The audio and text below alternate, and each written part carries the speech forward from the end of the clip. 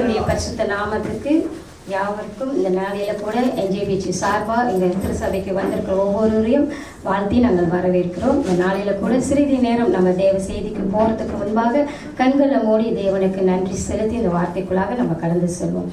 எங்களை அதிகமாய் நேசிக்கிற எங்கள் நல்ல தகப்பனை, வானத்தையும் பூமியும் படைத்த சர்வ வல்லமை உள்ள தேவனை, இந்த நாளை நீ கொடுத்த பெரிய கிருபைக்காக நாங்கள் நன்றி செலுத்துகிறோம். ராஜா ஆண்டவரே, இந்த 9ஆம் மாதம் 21ஆம் தேதி ஆண்டவரே நீ ஆண்டவரை குறிப்பிட்டு வைத்து ஆண்டவரே இந்த நாளில கூட கர்த்தாவே அடியேனே ஆண்டவரே உடைய வார்த்தையை கொடுக்கும்படியா ஆண்டவரே நீர் தெரிந்தெடுத்ததுக்காக உமக்கு கோடான கோடி நன்றி செலுத்துகிறேன். ராஜா இந்த நாளில கூட ராஜாவே என் குற்றங்குறைகள் யாவையும் உம்முடைய பரிசுத்த ரத்தத்தினால கழுவி நீ சுத்திகரித்து ஆண்டவரே உம்முடைய வார்த்தையை பேசும்போது ஆண்டவரே எப்படி மோசையின் நாவை தொட்டது போல கர்த்தாவே இந்த நாளிலும் ராஜா என் பலத்தினாலும் பராக்கிரமத்தினாலும் ஆகாது, பரிசுத்த ஆவியானவரே எல்லாம் கூடும் என்று சொன்னேன். அப்பா பரிசுத்த ஆவியானவரே என் மத்தியில நீர் வந்து அப்பா தகப்பனே எங்கள் மத்தியில நீ பேச வேண்டும்படியாய் செபிக்கிறேன் ஆண்டவரே. அப்பா என்னை மறைத்து தேவ ஆவியானவர் நீர் வெளிப்படும்படியாய் செபிக்கிறேன் ஆண்டவரே. அப்பா அப்படியாக ஆண்டவரே இந்த நாள் முழுதுமாய் ஆண்டவரே உம்முடைய கிருபையின் கரத்துல ஒப்பு கொடுக்கிறேன். பரிசுத்த ஆவியானவரே நீரே எங்களுக்கு உதவி செய்ய வேண்டும்படியா உம்முடைய கரத்துல ஒப்பு கொடுத்து செபிக்கிறேன். என் ஜெபம் கேளும் ஜீவனுள்ள நல்ல பிதாவே, ஆமேன் ஆமேன். அனைவரும் அமரவும். இந்த நாளில கூட நான் எடுத்துக்கொண்ட வசனம் ஆதார வசனம் எபேசியர் 6ஆம் அதிகாரம் 17ஆவது வசனம், ஆவியின் பட்டயம். தேவசேதியின் தலைப்பு ஆவியின் பட்டயம். எபேசியர் 6ஆம் அதிகாரம் 17ஆவது வசனம், ரட்சணியம் என்னும் தலைசீராவையும் தேவ வசனமாகிய ஆவியின் பட்டயத்தையும் எடுத்துக்கொள்ளுங்கள். ஹல்லேலூயா. இந்த நாளில கூட நம்மளுக்கு யாவருக்கும் இந்த தேவ வசனம் தான் நம்மளுக்கு ஆயுதமா இருக்கு. எல்லா சூழ்நிலையிலும் நம்மளுக்கு இந்த வசனம் தான் நம்மளுக்கு ஆயுதமா இருக்கு. இந்த கடைசி நாட்களில் ஒவ்வொருவரும் நம்ம தேவ வார்த்தையை இருதயத்துக்குள்ள வைத்து கொள்ளும் போது அது நம்மளுக்கு பாதுகாக்கவும் கேடகமா இருக்கு. அதனால தான் ஆதியாகமம் 15ஆம் அதிகாரத்துல 1வது வசனத்துல இந்த காரியங்கள் நடந்த பின்பு கர்த்தருடைய வார்த்தை ஆபிரகாமுக்கு தரிசனத்திலே உண்டாகி அவர், ஆபிரகாமே நீ பயப்பட, நான் உனக்கு கேடகமாகவும் உனக்கு மகா பெரிய பலனமாய் இருக்கிறேன் என்றார். ஹல்லேலூயா. தேவ வசனம் நம்மளுக்கு கேடகமாகவும் இருக்கிறது. அவர் சொல்றார், ஆபிரகாமை நோக்கி சொல்றார், நீ பயப்படாதே அப்படின்னு. எதை குறிச்சும் பயப்படாம தேவனோட வார்த்தை நம்மளுக்கு கேடகமா இருக்கும்போது, அது நம்மளுக்கு பலனா இருக்கும் போது, தேவ ஆவியானவர் நம்மளுக்கு உதவி செய்யும் போது, அந்த வார்த்தை நம்மளுக்குள்ள தங்கும் போது என்ன காரியங்கள்லாம் செய்ய போதுன்னு தான் இருக்கு. தேவ வார்த்தையில நம்ம போகிறோம். வேத வசனம் ஒரு ஆயுதம். ஆண்டவர் நல்ல தகப்பனாக ஒரு ஆயுதமாக நம்ம கூடவே இருந்து கொண்டிருக்கிறார். அந்த வசனத்தின் மூலம் நம்மளை பாதுகாத்து கொண்டிருக்கார். அதே நேரத்தில் அன்பாகவும் பேச செய்கிறார், கண்டித்தும் பேச செய்கிறார். ஹல்லேலூயா. வேத வசனம் ஒரு அன்பின் வார்த்தை, ஒரு ஆலோசனை கொடுக்கிற வார்த்தையா நம்ம மத்தியில் இருக்கு. இதுல பேசப்பட்ட எல்லா வார்த்தைகளும் தேவனுடைய வார்த்தை, இயேசுவின் ரத்தத்தினால கழுவப்பட்ட வார்த்தை. தேவ வசனம் நம்மளை சீர்திருத்தும், நம்மளை பாதுகாக்கும், சத்துருவின் தந்திரத்திலிருந்து நம்மள இருந்து பாதுகாத்து வழி நடத்தும், விடுதலை செய்யும். ஹல்லேலூயா. அதனால யோசுவாவிடம் தேவன் சொல்லுகிறார், யோசுவா 1ஆம் அதிகாரம் 8ஆம் வசனத்துல, இந்த நியாயப்பிரமாணத்தின் புஸ்தகம் உன் வாயை விட்டு பிரியாதிருப்பதாக. ஹல்லேலூயா.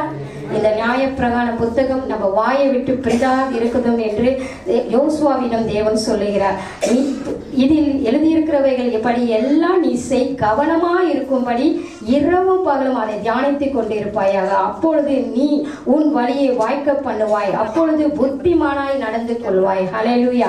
வேத வசனத்தை ஒவ்வொரு நாளும் நம்ம வாசிக்கும் போது தேவ ஆவியானவரே நம்மளை கவனமா ஏனோ தானோ என்று வாசிக்காதபடி மிக கவனமாய் நம்ம அதை வாசிக்கும் போது ஆண்டவர் புத்திமானாய் நடந்து கொள்ள சொல்றாரு பாருங்க. அந்த வார்த்தையில சங்கீதக்காரர்கிட்ட சொல்றாரு, 1ஆம் அதிகாரம் 2ஆம் வசனம் 3ஆம் வசனத்துல ஆண்டவர் சொல்றாரு, அவர் சொல்கிறார், நீங்கள் செய்கிற காரியங்கள் வாய்க்க வேண்டும் என்றால் நீங்கள் இளையராது இருக்கிற மரத்தை போல, பசுமையான ஒரு மரத்தை போல, நீர்க்கால்களில் ஓரமாய் நடப்பட்ட ஒரு மரத்தை போல உங்க வாழ்க்கை இருக்க வேண்டும் என்றார். உங்க காலத்துல நீங்க செய்ய வேண்டியதை நீங்கள் செய்து முடிக்க வேண்டும் என்றார். இந்த வசனத்தை இரவும் பகலும் தியானிக்க வேண்டும் என்று சொல்றார். ஹல்லேலூயா. இரவும் இரவும் பகலும் இந்த வசனத்தை தேவன் தியானிக்க வேண்டும் என்று சொல்றார். அதனால்தான் இன்ற நாள்ல அநேக வசனங்கள் நம்ம ஊழியக்காரர்கள் மூலியமா நம்மளுக்கு இந்த நேரத்துல வந்து கொண்டிருக்கிறது. ஆண்டவர் சொல்றார், இந்த நாள்ல தேவ செய்தியை கொடுக்குற நம்ம ரெவரண்ட் டாக்டர் சுமிதா எத்தனோடி சொல்ற காலம் செல்லாது, இது கடைசி காலத்துல நம்ம வந்து நின்று கொண்டிருக்கிறோம். இந்த கடைசி காலத்துல இந்த வார்த்தை வந்து ஒவ்வொருவரையும் பிடித்து கொள்ளுங்க, அந்த வசனத்தை பிடித்து கொள்ளுங்க அப்படின்னு சொல்லி பல முறை நம்மளுக்கு அநேக வசனங்களை நம்மளுக்கு போதித்து கொண்டிருக்கிறாங்க. ஹல்லேலூயா. ஏன் ஒரு மனுஷனுக்கு வேத வசனம் தேவை என்றால், மனுஷனுக்கு செம்மையாய தோன்றுகிற வழிகளை உண்டு. வேதம் நம்ம வாழ்க்கையில இல்லாம போனா உங்க வாழ்க்கை மரணத்திலிருந்து கசப்பு நிறைந்த வாழ்க்கையா மாறிடும். வேத வசனம் நம்மளுக்கு கீழே மரணம் நிறைந்த கசப்பான வாழ்க்கையா நிறைந்து போயிடும் தேவன் சொல்கிறார். அப்படி நம்ம இந்த சொந்த ஆலோசனையில போகும்போது தேவ வார்த்தையை கேட்டு ஊழியக்காரங்க மூலியமா நம்ம வந்து வசனத்தின் பிரகாரம் நம்ம நிறைய நேரத்தில் பார்த்துருப்போம். நம்ம ரெவரண்ட் டாக்டர் சுமிதா வேத வசனத்தை வச்சு தான் நம்மளுக்கு ஜெபம் பண்ணுவாங்க. வேத வசனத்தை தான் நம்ம போகிறப்போ ஒவ்வொரு வசனத்தை தான் நம்மளுக்கு கொடுப்பாங்க. இந்த நாட்களில் எத்தனை பேர் அந்த வசனத்தை இன்னுமா நம்ம வைத்து ஜெபம் பண்ணி கொண்டிருக்கிறோம்? அந்த வசனம் எப்படிப்பட்ட அந்த இருதயத்தில் நம்ம வைத்து கொண்டிருக்கிறோம் நம்மளையும் நம்ம ஆராய்ந்து பார்ப்போம். நான் எனக்கு எப்பவுமே அவங்க எனக்கு கொடுத்த ஒரே ஒரு வார்த்தை, ஆண்டவர் வியாதியை உன்னிடத்திலிருந்து விலக்குவேன் என்று சொல்லி ஆண்டவர் கொடுத்தார். 1 நாளாகவும் 15ஆம் வசனத்துல ஆண்டவர் அவங்க மூலியமா எனக்கு கொடுத்த வார்த்தை. அதனாலதான் இன்னைக்கு வந்து உங்க மத்தியில நான் சுகத்தோடையும் பலத்தோடையும் வந்து உங்க மத்தியில தேவ செய்தியை கொடுத்திருக்கேன். ஏன்னா ஆண்டவர் சொல்லிட்டார் அந்த வார்த்தை மூலியமா, வியாதியை உன்னிடத்திலிருந்து விலக்கி போடுவேன் என்று சொல்லி. வரும் வியாதி, ஆனா அந்த வார்த்தையை அப்பப்ப நம்ம தியானித்து கொண்டிருக்கிறோம். மறுபடியும் எனக்கு பல காரியங்கள்ல அவங்க அதைத்தான் நினைப்பு ஓட்டுவாங்க, அந்த வார்த்தையை எடுத்து படித்துட்டு தூங்கு அப்படின்னு சொல்லுவாங்க. அந்த வார்த்தை வந்து எவ்வளவு முக்கியமா இருக்கு பாருங்க. நம்மளுக்கு அந்த வசனம் நம்மளை வந்து நல்ல நல்ல நடத்தக்கூடிய காரியம். ஆலோசனை பெறாம போகாம உங்க குடும்ப வாழ்க்கை, உங்க திருமண வாழ்க்கை, உங்க படிப்பு, இப்படி நிறைய காரியங்கள் நம்ம வாழ்க்கையில இருந்து நம்மளை விட்டு சொந்த ஆலோசனை நம்ம போகும்போது அதனுடைய பின் விளைவுகளை தான் ஆண்டவர் வந்து எதுல சொல்லியிருக்காரு தெரியுங்களா? ஆதியாகமம் 19ஆம் அதிகாரம் வசனம் 24 சோதோம் குமாராவுக்கு கர்த்தர் சொல்லியிருக்கிறார். சோதோம் குமாரா எப்படி அழைக்கப்பட்டது தெரியுங்களா? இதற்கு ஒரு நல்ல எடுத்துக்காட்டு தான் சோதோம் குமாரா.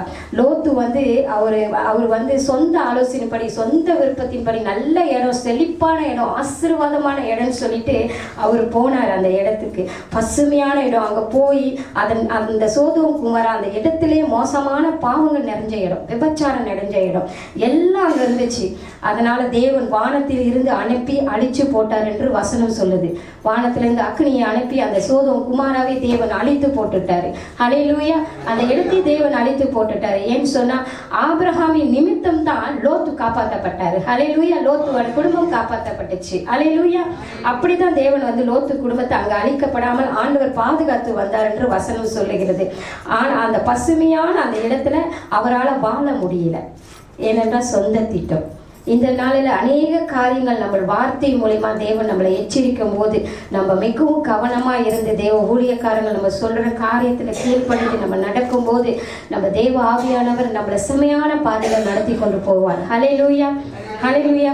அதனால தான் நமக்கு இந்த வேத வசனம் தேவைப்படுகிறது. நம்மளுக்கு பட்டயமா இருக்கிறது. வேத வசனம் இல்லைன்னா நமக்கு பாதுகாப்பு இல்லை. வசனம் ஜீவ அப்பமா தாகத்தை தீர்க்கும் தண்ணீரா இருக்கு, உணவா இருக்கு, அது நமக்கு மருந்தா இருக்கு. இந்த ஒவ்வொரு வசனத்திலும் ஒரு அபிஷேகம் இருக்கு, ஒரு அக்னி இருக்கு. ஹல்லேலூயா. ஒரு அபிஷேகம், ஒரு அக்னி இருக்கு. அது வசனத்தை அனுப்பி சுகப்படுத்துகிறாருங்க. சங்கீதம் 107:20 ஆண்டவர் சொல்றாரு, வசனத்தை அனுப்பி அவர்களை குணமாக்குவேன் என்று சொல்றாரு. ரெவரண்ட் டாக்டர் சுமிதா ஜெபம் பண்ணும்போது இங்கேருந்து அவங்க ஜெபிச்சு வெளிநாட்டுக்கு ஒளிவற்ற அனுப்பி அந்த வசனத்தை அனுப்பி அநேக பேர் சுகப்படுத்திருக்காங்க. நம்ம நிறைய வீடியோவில் நம்ம பார்த்துருக்கோம். ஹல்லேலூயா. சமீபத்துக்கும் தூரத்துக்கும் தேவனா இருக்கிறவருங்க அவரே, நம்ம மச்சில இருக்கிறார். அதுதான் எபேசியர் 6ஆம் அதிகாரத்தில் 17ஆம் வசனத்துல சொல்லப்படுகிறது. ரட்சணம் என்னும் தலை சீராவையும் தேவ வசனமாகிய ஆவியின் பட்டயத்தையும் எடுத்துக்கொள்ளுங்கள். அதைத்தான் ஆதார வசனமா நம்மளை எப்படி எடுத்துக்கொள்ளணுமா? ஆவியின் பட்டயமா. நீங்க வசனத்தை சாதாரணமா பார்த்து சாதாரணமா எடுத்துக்கொண்டோமா, அது பட்டயமா நம்மளுக்கு மாறாதுன்னு என்று ஆண்டவர் சொல்றார்.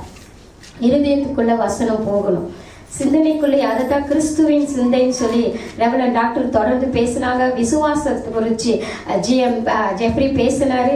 எல்லாம் அந்த அந்த அந்த காரியம்தான், அந்த வசனம் நம்ம இருதயத்துக்கு போகணும். நிறைய நேரத்தில் நம்ம பைபிள் நிறைந்தாலே தூக்கத்துக்குமா திறந்தாலே தூக்கத்துக்குமா வரும்.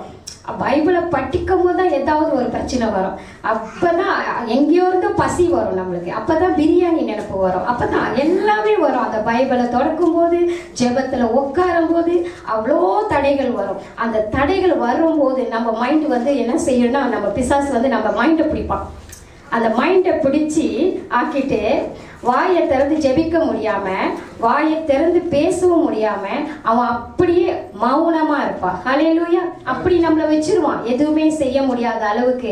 அது வந்து என் குடும்ப வாழ்க்கையிலும், என் பிள்ளைகள் மத்தியிலும், என் கணவர் மத்தியிலும் அது நடந்து கொண்டு இருந்துச்சுங்க. அவ்வளவு நேரம் அதே காரியத்துல அவர் வந்து அமைதியா இருக்க.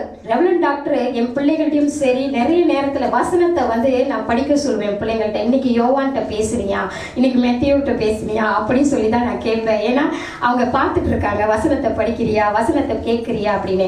ஆனால் பிள்ளைகள் அந்த வாழ்க்கையில் வரவே இல்லை. பைபிளையே என்றாலே கஷ்டமா இருக்கு, பைபிள் சொன்னாலே தொடவே கஷ்டமா. இன்னைக்கு நான் பேசுறேன், ஆனாலும் கூட என் குடும்பத்திலையும் நான் அதை சொல்லித்தானே ஆகணும்.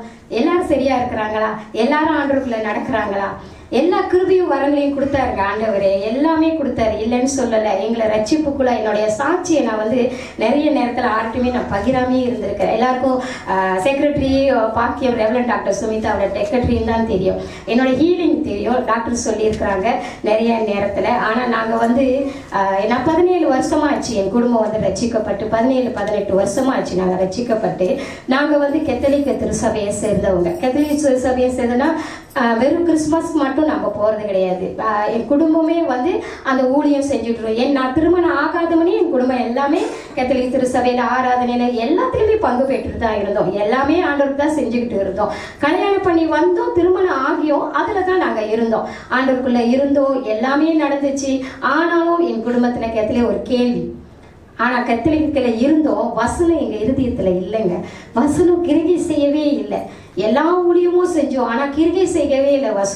வசனம் எப்படி இருந்துச்சுன்னு சொன்னால், வரமா ஊழியம் செய்கிறோமா அப்படிதான் வாழ்க்கை ஓடிஞ்சு தவிர கஷ்டம், பிரச்சனைகள், போராட்டங்கள் இப்படி தான் நாங்கள் கடந்து வந்துட்டு இருந்தோம். அந்த காலகட்டத்தில இருந்த ஆண்டவர் என்ன செஞ்சிட்டாருன்னா, என்னுடைய வாழ்க்கையில் எனக்கு வந்து என் 3 குழந்தைகளும் வந்து ஆப்ரேஷன் சீசர் பண்ணி தான் எடுத்தாங்க. அந்த நாட்களிலிருந்து ஆண்டவர் என்ன தான் தொட்டார். எனக்கு ஒரு பிரச்சனையை கொடுக்கல, என் வீடு வசதியாக இருந்துச்சுன்னா இன்னைக்கு நான் உங்கள் மத்தியில் தேவ செய்தியை கொடுத்துருக்க மாட்டேன். ஆண்டவர் பிரித்து எடுத்தாருங்க. ஆண்டவர் அங்கேருந்து கொண்டு வந்தார். அந்த இடத்துல உனக்கு வீடு இல்லை, நீ இந்த இடத்துக்கு தான் வரணும், இந்த இடத்துக்கு வந்தால் தானேங்க நான் ரட்சிப்புக்குள்ளே வர முடியும். அங்கேயே இருந்தால் நான் கத்தோலிக்கிலே தான் இருந்திருப்பேன். ஆண்டவர் என்னை தெரிஞ்சுட்டு, கத்தோலிக்கு நான் தப்பு சொல்ல கிடையாது, கத்தோலிக்கில் நான் வாழ்ந்து வந்து பிறந்த நாட்கள்லேருந்து அதுலேருந்து தான் வாழ்ந்து வந்திருக்கோம். கத்தோலிக்கு நாங்கள் தாக்கம் பண்ண கிடையாது. அதில் வாழ்ந்த வாழ்க்கை, எங்கள் வாழ்க்கை எப்படி இருந்துச்சு, ஆண்டவர் எப்படி எங்கள் வாழ்க்கையை புரட்டி போட்டு இந்த நாளிலே அவர் மத்தியில் நிப்பாட்டி வச்சிருக்காரு அப்படின்னு சொல்லி தான் நான் உங்கள் மத்தியில் நான் பேச போகிறேன். ஆண்டவர் வந்து இங்கே கொண்டு வந்தார். எங்களை வந்து சில ஷாலாமில் இருந்து எங்களை வந்து இங்கே ரவாங்கு எங்கள் அம்மா வீட்டு பக்கத்தில் கொண்டு வந்தார். ஏன்னா என் குடும்பமும் அங்கே ரட்சிக்கப்படணுமே, என் குடும்பத்தில் உள்ளவங்களுக்கும் விடுதலை வேணுமே. ஆண்டவர் அதனால் என்ன இந்த இடத்துக்கு கொண்டு வந்து சேர்த்தாருங்க. 2011 நாங்கள் வந்து 10வது மாதம் இந்த ரவாங் பட்டணத்துக்கு நான் வந்து பிறகுதான் எனக்கு தெரியுது, என் கர்ப்பத்து கையில் எனக்கு ஒரு கட்டி இருந்துச்சுன்னு சொல்லி. 9ஆம் மாதம் 1வது மாதம் எனக்கு நிறைய நேரம் வலி இருந்திருக்கு. அதை யாருமே பொருட்படுத்தலை. நிறைய வலி இருக்கோ, ஏதாவது பிரச்சனை வந்துட்டு இருக்கோ, யாருமே அதை கண்டுக்கவே இல்லை. உனக்கு ஏன் இப்படி இருக்கு அப்படின்னு சொல்லி 9 வருஷங்க நான் அதில் கடந்து போனேன், யாருமே கண்டுக்கல. ஆனால் ஆண்டவர் என்ன செஞ்சார், இங்கே வந்தோன்னு எனக்கு ரொம்ப வலியாக இருந்துச்சா, எங்கள் அம்மா சொன்னாங்க போய் கிளினிக்கு செக் பண்ணு அப்படின்னு சொல்லி. அப்போ வந்து போனோன்னே அது கேன்சர் கட்டிங்க 8 cm வளர்ந்துருச்சு. அப்பதான் என் கணவருக்கு ஒரு அடி கொடுத்தாரு ஆண்டவர். அப்படியே ஷாக் ஆயிட்டாரு. 8 cm இன்னும் வளர்ந்துட்டே போனுச்சுன்னு சொன்னாக்கா என் உயிருக்கு ஆபத்தாயிரும். என்ன காரியம் சொன்னா, எனக்கு 3 ஆப்ரேஷன் வேற பண்ணிட்டாங்க, எனக்கு வயிறு வேற கர்ப்பப்பையை கட்டிட்டாங்க. அதை கட்டி இருந்தாலும் எப்படி ஆப்ரேஷன் பண்ணி எடுக்க முடியும், ஒண்ணுமே செய்ய முடியாது.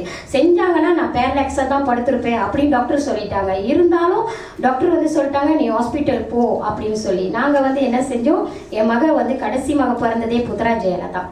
அங்கே போய் டாக்டர்கிட்ட சூழல் எடுத்து அங்கே போகலான்னு சொல்லிட்டு அப்பாயின்மெண்ட் எடுத்துட்டோம்.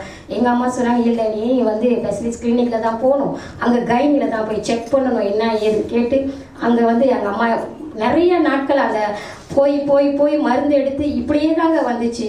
இருந்த போதிலும் எங்களுக்கு வந்து ஒரு சகோதரர் மூலிமா ஒரு சபைக்கு போகிற முதல் நாங்கள் போன சபை ஏன்னா சபைனாலே பயமா இருந்துருச்சு அப்ப நாட்களில். சபைனாலே ஐயோ இப்படி சொல்லுவாங்களா அப்படி சொல்லுவாங்களான்றத ஒரு பயம். அப்ப நாங்க போனோம். ஆண்டவரே எங்க தான் போகணும், நான் என்னோட ஹீலிங்காக முத போனேன். ஆண்டவர் என்னோட கர்ப்பப்பை கட்டிக்காக தான் சபைக்கே கொண்டு போனாரு. அந்த இடத்துல நான் போய் அங்க போய் ஒரு சுகம் பெற்று கொஞ்ச நாட்களிலே ஆண்டவர் வந்து என்னை வந்து ரட்சிப்புக்குள்ளாய் நடத்தினார். 2012 நாங்கள் ரட்சிப்புக்காகிறோம். 2014 ஞானஸ்தானம் எடுக்கிறோம். அந்த சபையில ஒரு 4 வருஷம் ஊழியம் செஞ்சோம். ஆண்டவர் சொன்னாரு அமைதியா இருந்து ஊழியம் செஞ்சோன்னு. சில நாட்கள் ஆன கையோடைய எந்த ஒரு பிரச்சனையும் சபையில கிடையாது. வெளியாக சொல்லிட்டாரு. வெளியாயிட்டோம். அமைதியா இருந்து வெளியாகி வீட்டிலேயே இருந்தோம். வீட்டிலேயே இருந்து நடத்திட்டு எனக்கு கட்டி வந்துட்டு இருக்கு. நான் என்ன செஞ்சேன், ஹீலிங் நடக்கிறதுக்காக நிறைய ஊழியக்காரை தேடி போனவங்க, அற்புதம் செய்யற ஊழியக்காரை இப்பெல்லாம் யாரா கிடைப்பா நம்மளுக்கு. ஏன்னா நம்மளுக்கு சுகம் வேணும்னா தேவா ஆண்டவர் வேணுமே. போனோம். நிறைய அங்க விடுதலை கிடைக்கும், நிறைய அபிஷேகப்பட்ட ஊழியக்காரங்க வருவாங்களா, வெளிநாட்டுல இருந்து தேடி போவோம். போய் விடுதலைக்காக நாங்க நிறைய நேரத்துல போனது உண்டு. கடைசியா மறுபடியும் எங்களுக்கு எங்க ஊழியக்காரர் கூட சொல்ல முடியாது. அவர் வந்து வீடு வீடா வீட்டுக்கூட்டம் நடத்திக்கிட்டு வசனத்தை மட்டும் பேசுறவர். ஒரு சகோதரர் மூலியமா வசனத்தை மட்டும் பேசுறவரை எங்களை கொண்டு வந்து ரட்சிப்புக்குள்ள கொண்டு வந்ததே அவர் தான். அப்போ வசனத்தை மறுபடியும் ஆண்டவர் அவரை கொண்டு வர்றாரு. அவர் என் வீட்டுக்கு வந்து விடுதலை கொடுத்து என்ன இப்படி இருக்கிறீங்கன்னு சொல்லிட்டு ஒரு சபையை திறக்கிறாரு.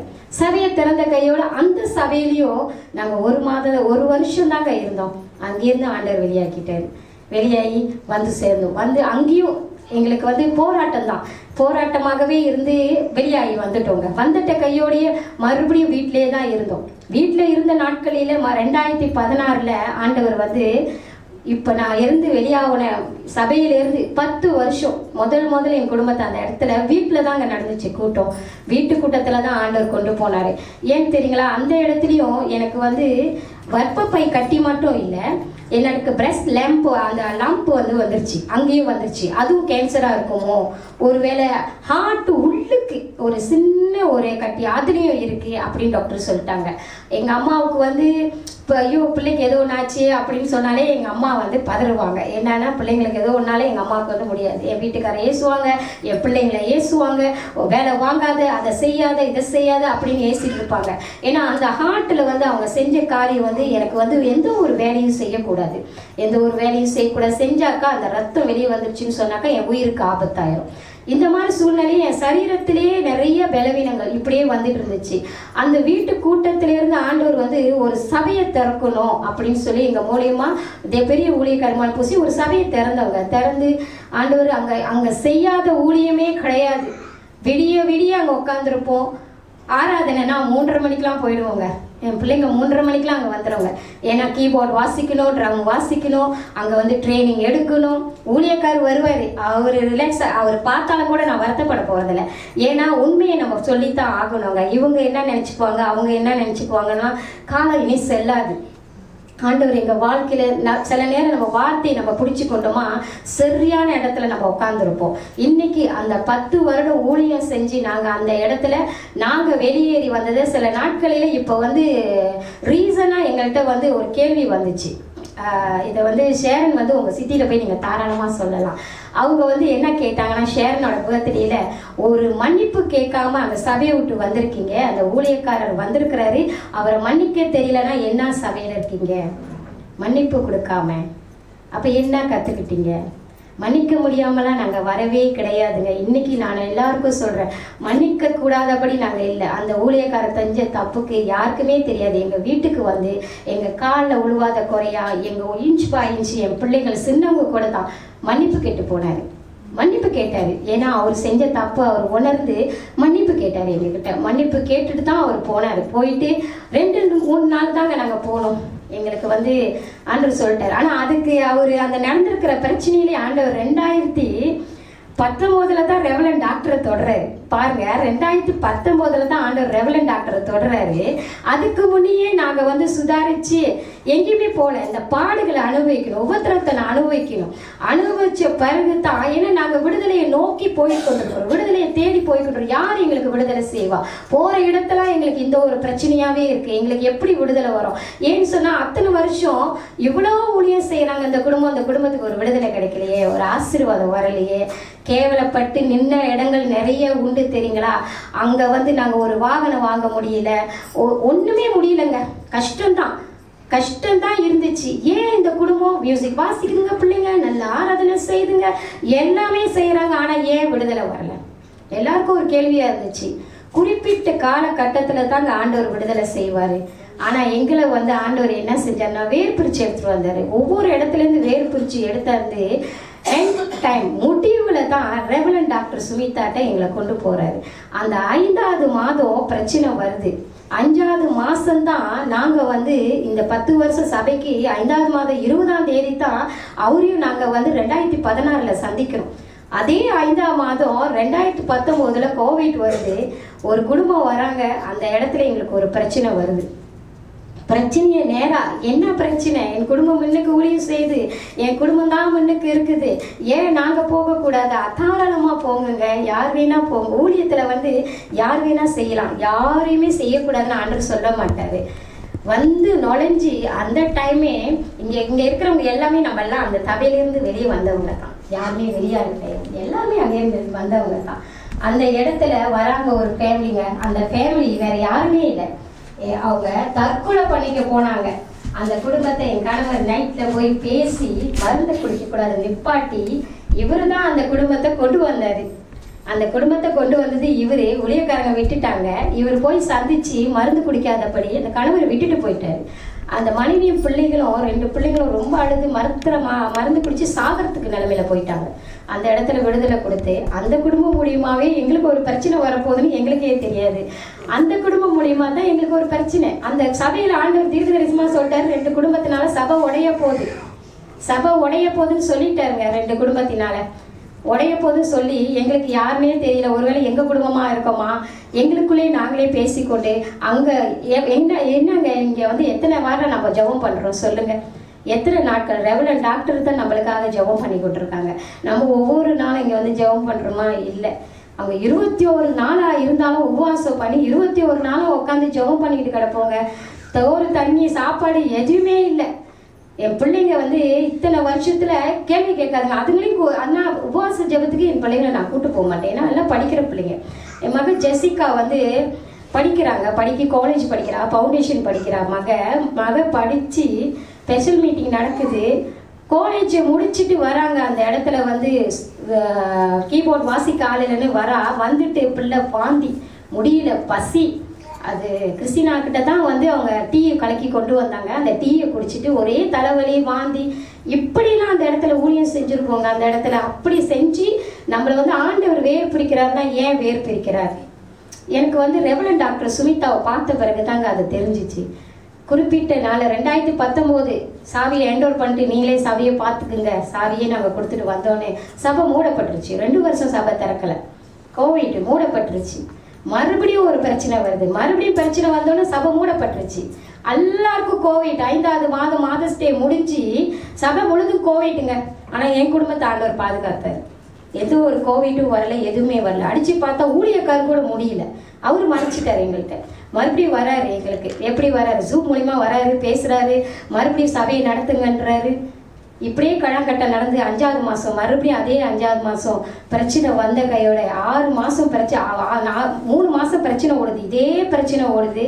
ஆனால் நான் 10 வருஷத்துல என் கண்களுக்கு எதுவுமே தெரியப்படுத்தலை. ஆனால் சொன்ன நபர் இன்னைக்கு அதே நபர் மறுபடியும் போய் அந்த ஊழியக்கார்ட்ட இருக்கிறாங்க. நம்ம சபைக்கே அவங்களையும் இவர் தான் என்னோட பாஸ்டர் லூயிஸ் தான் கொண்டுட்டு வந்தார் அந்த சகோதரியை. அந்த சகோதரி இந்த சபையை விட்டு போகணும் அப்படின்னு சொல்லி பாஸ்டர் மூலியமா கம்ப்ளைண்ட் பண்ணிட்டு கடைசியில் இப்போ பார்த்தாக்கா அவங்க அதே பாஸ்டர்கிட்ட போய் நிற்கிறாங்க. சத்தியம் எதுவும் தெரியாமல் போய் நிற்கிறாங்க. அது மூலியமா தான் ஆண்டவர் 2019 ரெவரண்ட் டாக்டரை தொடர்றாரு, அவங்கள சந்திக்கிறாரு, இந்த தேசத்துக்கு கொண்டு வர்றாரு. அவங்க மூலியமா 5வது மாதம் இந்த சகோதரி நான் ரொம்ப உடஞ்சி போயிட்டேன். அந்த மனத்தில் அவ்வளோ நாளில் பிள்ளைங்க வெளியாக சொன்னாங்க, நான் வெளியாக மாட்டேன்ட்டேன். ஆனால் என்னைக்கு ஆண்டவர் நீ வெளியாகு அப்படின்னு என்கிட்ட சொன்னாரோ அந்த செகண்ட் நான் முடிவு பண்ணேன். ஆண்டவர் சரியான ஒரு ஊழியக்காரங்களை எனக்கு காட்டினாரு. அதுதான் நம்ம டாக்டர் ரெவரண்ட் டாக்டர் சுமிதா பிரகாஷை காட்டினாரு. அவங்க எதையுமே சொல்லலைங்க, எந்த கதையும் இம்மட்டும் சொல்கிறேன். அவங்களுக்கு எந்த விஷயமும் சபை ஏன் இப்படி விளையாடுச்சு, சபையில் வெளியாண்டிங்களா, பிரிக்கிறவங்களே கிடையாது. அந்த சபையில நீ ஏன் சபைக்கு வா, இது வேண்டாம், நான் நடத்தலான்னு. ஆனா அவங்களுக்கு ஒரு திட்டம் ஆண்டவர் ஒரு ஜன கூட்டத்தை கொடுக்க போறேன்னு சொன்னது எங்களுக்கும் தெரியாது.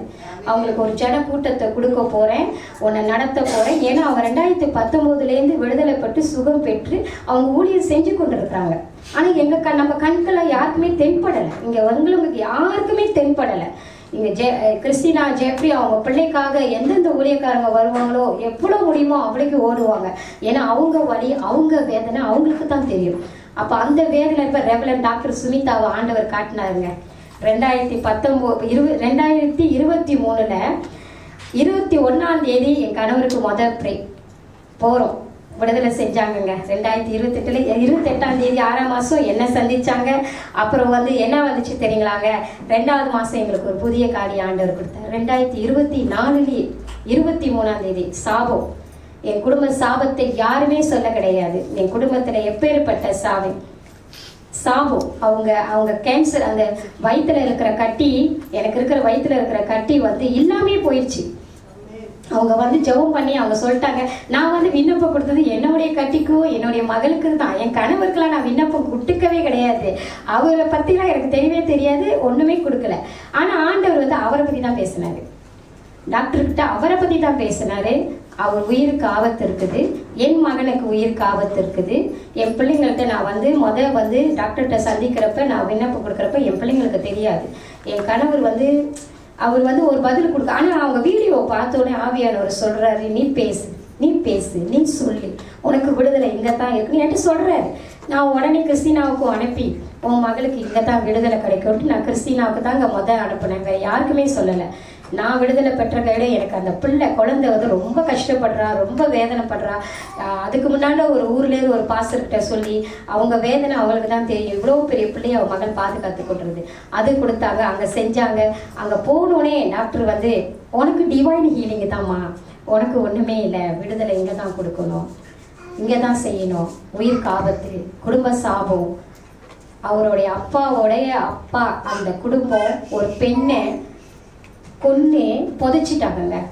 இந்தியா தேசத்தில் கொன்று புதைச்சி அந்த பொண்ணோட ஆவி, அந்த ஆத்மா, அந்த பரிசுத்தமான ஆத்மா ஒவ்வொருவரையும் பழிவாங்கி அவங்க எல்லாம் இறந்துட்டாங்க. அவருடைய அண்ணன் பிள்ளைங்க எல்லாமே இறந்துட்டாங்க, யாருமே இப்போ உயிரோடு இல்லை. கடைசி நிமிஷம் இவருடைய அப்பாவோட சன்னதி, இவர் தலைச்சுமொழியாக இருக்கிறப்ப இவருக்கு அந்த சாபம் மரணத்துக்கு நேரிட காரியத்தில் ரெவலன் டாக்டர் சுமிதா மூலியமா அவருக்கு ஒரு விடுதலை ஆண்டவர் கொடுத்தாரு. பாஸ்டர் லூயிஸ்க்கு ஒரு விடுதலை கொடுத்தாரு. அது மட்டும் இல்லை, அதே தலைச்சமை என் மகன் கிரீஃபோர்ட் அவனுக்கு ஒரு விடுதலை ஆண்டவர் கொடுத்தாரு அவங்க மூலியமா. ஏன்னா ரைட் டைம்ல காலம் தாமதமானாலும் ஆண்டவர் அவங்கள முன்குறிச்சு வச்சு இந்த குடும்பம் இங்கே தான் விடுதலை படணும் அப்படின்னு சொல்லி ஆண்டவர், நாங்கள் செஞ்ச ஊழியம் எல்லாம் இருக்கலாம், ஆனால் ஆண்டவர் யார்கிட்ட கொண்டு போனால் இந்த குடும்பம் சரிப்படுத்த முடியும், இந்த குடும்பத்தை திருப்தி கொண்டு வர முடியும், இந்த பிள்ளைகளை கொண்டு வர முடியும்னு கரெக்டான இடத்துல ஆண்டவர் கொண்டு வந்து வச்சார். எனக்கு சுகம் கொடுத்து கர்ப்பப்பை கட்டியே இல்லாமல் ஆக்கிட்டார். கர்ப்பப்பை கட்டியே இல்லை. நான் இன்னொரு அவங்க ஸ்கேன் பண்ணி சொல்லிட்டாங்க, இருந்தாலும் சயின்ஸ் பிரகாரம் நம்ம போய் பார்ப்போமே அப்படின்னு நான் ஒரு ஸ்கேன் பண்ணி பார்த்ததால தான் டாக்டர் சொன்னாங்க எல்லாம் போயிடுச்சு, உனக்கு இல்லை, ஒன்றுமே இல்லை அப்படின்ட்டாங்க. இருந்தாலும் நான் சயின்ஸ் பிரகாரம் பார்க்கணும், நான் போயிட்டு பார்த்துட்டு அப்புறம் பார்த்தா டாக்டர் ஒன்றுமே இல்லை, உனக்கு எல்லாமே மறைஞ்சிருச்சு.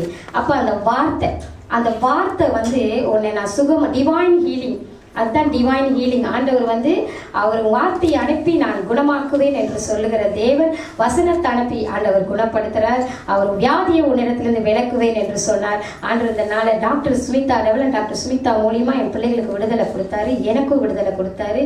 என் பிள்ளைகள் எல்லாமே தொடர்ந்து ஒரு காடி இல்லைங்க, 2 காடி கொடுத்த ஆசீர்வாதத்தை தந்தாருங்க. அது மட்டுமா ஆண்டவர் எனக்கு செஞ்சாரு. ஒரே வருஷத்துல எனக்கு தீர்க்க தரிசன பிரகாரம் அவங்க கூட ஸ்ரீலங்கா தேசத்துக்கு அதே மாதத்துல ஊழியத்துக்கும் கொண்டு போனார். அப்படியே படிப்படியாக அவங்க மூலியமா என்னை கொண்டுட்டு போனார்.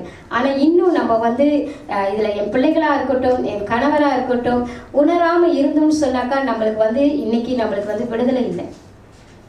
அற்புதம் நடந்துருச்சு, எல்லாம் நம்மளுக்கு வந்துருச்சுன்னு சொல்லி நம்ம இருக்கக்கூடாது. இன்னைக்கு என் குடும்பத்துக்கு மட்டும் இல்லை, எவ்வளோ குடும்பங்கள், எவ்வளோ பிள்ளைகள் இந்த நாளில் தாய் தகப்பன் பேச்சை கேட்காம, வசனத்துக்கு கீழ்ப்படியாமல், ஊழியக்காரர்கள் சொல்கிற வார்த்தைக்கு கீழ்ப்படியாமல் இருக்கிற காரியங்கள் நிறைய பேருக்கு இந்த நாளில் இருக்குது. இந்த நாளில் ஆண்டவராகிய இயேசு கிறிஸ்து விசுவாசிக்கிற நாம் மனதில் விசுவாசம் இருந்தால் மட்டும் போதாதுங்க. வாயிலிருந்து அறிக்கை செய்யணும்.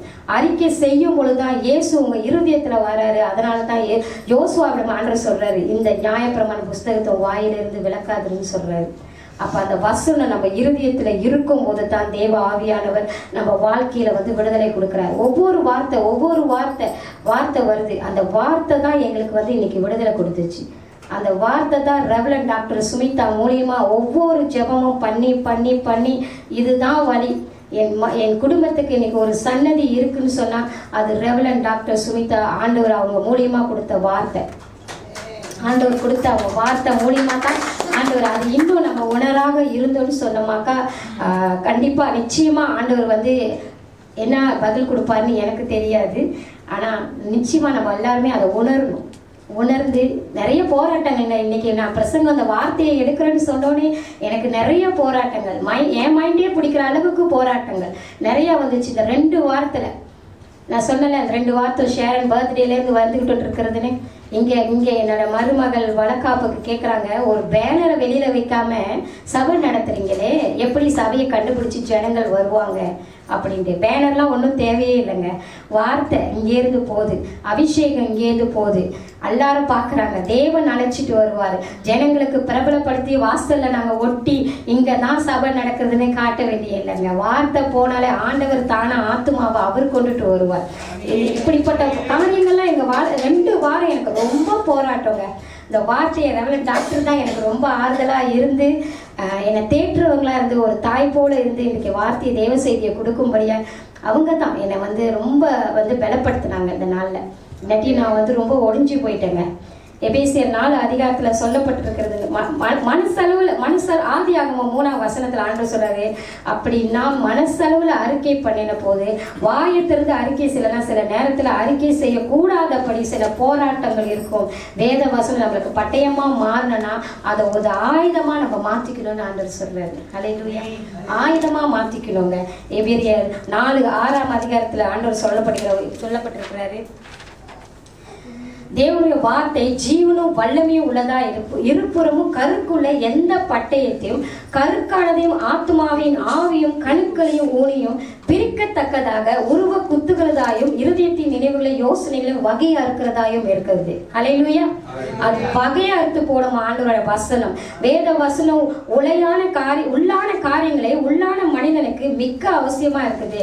உங்களுக்கு ஜெபிக்க விடாதக்கூடிய காரியங்கள் எல்லா காரியங்களும் இது வெட்டி நிர்மூலமா. ஒரு காரியத்தை போன வாரம் நம்ம ஜெஃப்ரி சொல்லியிருப்பார் பார்த்தீங்களா, அந்த கட்டி ஷார்ப்பாக இருந்தால் தான் வெட்டும்.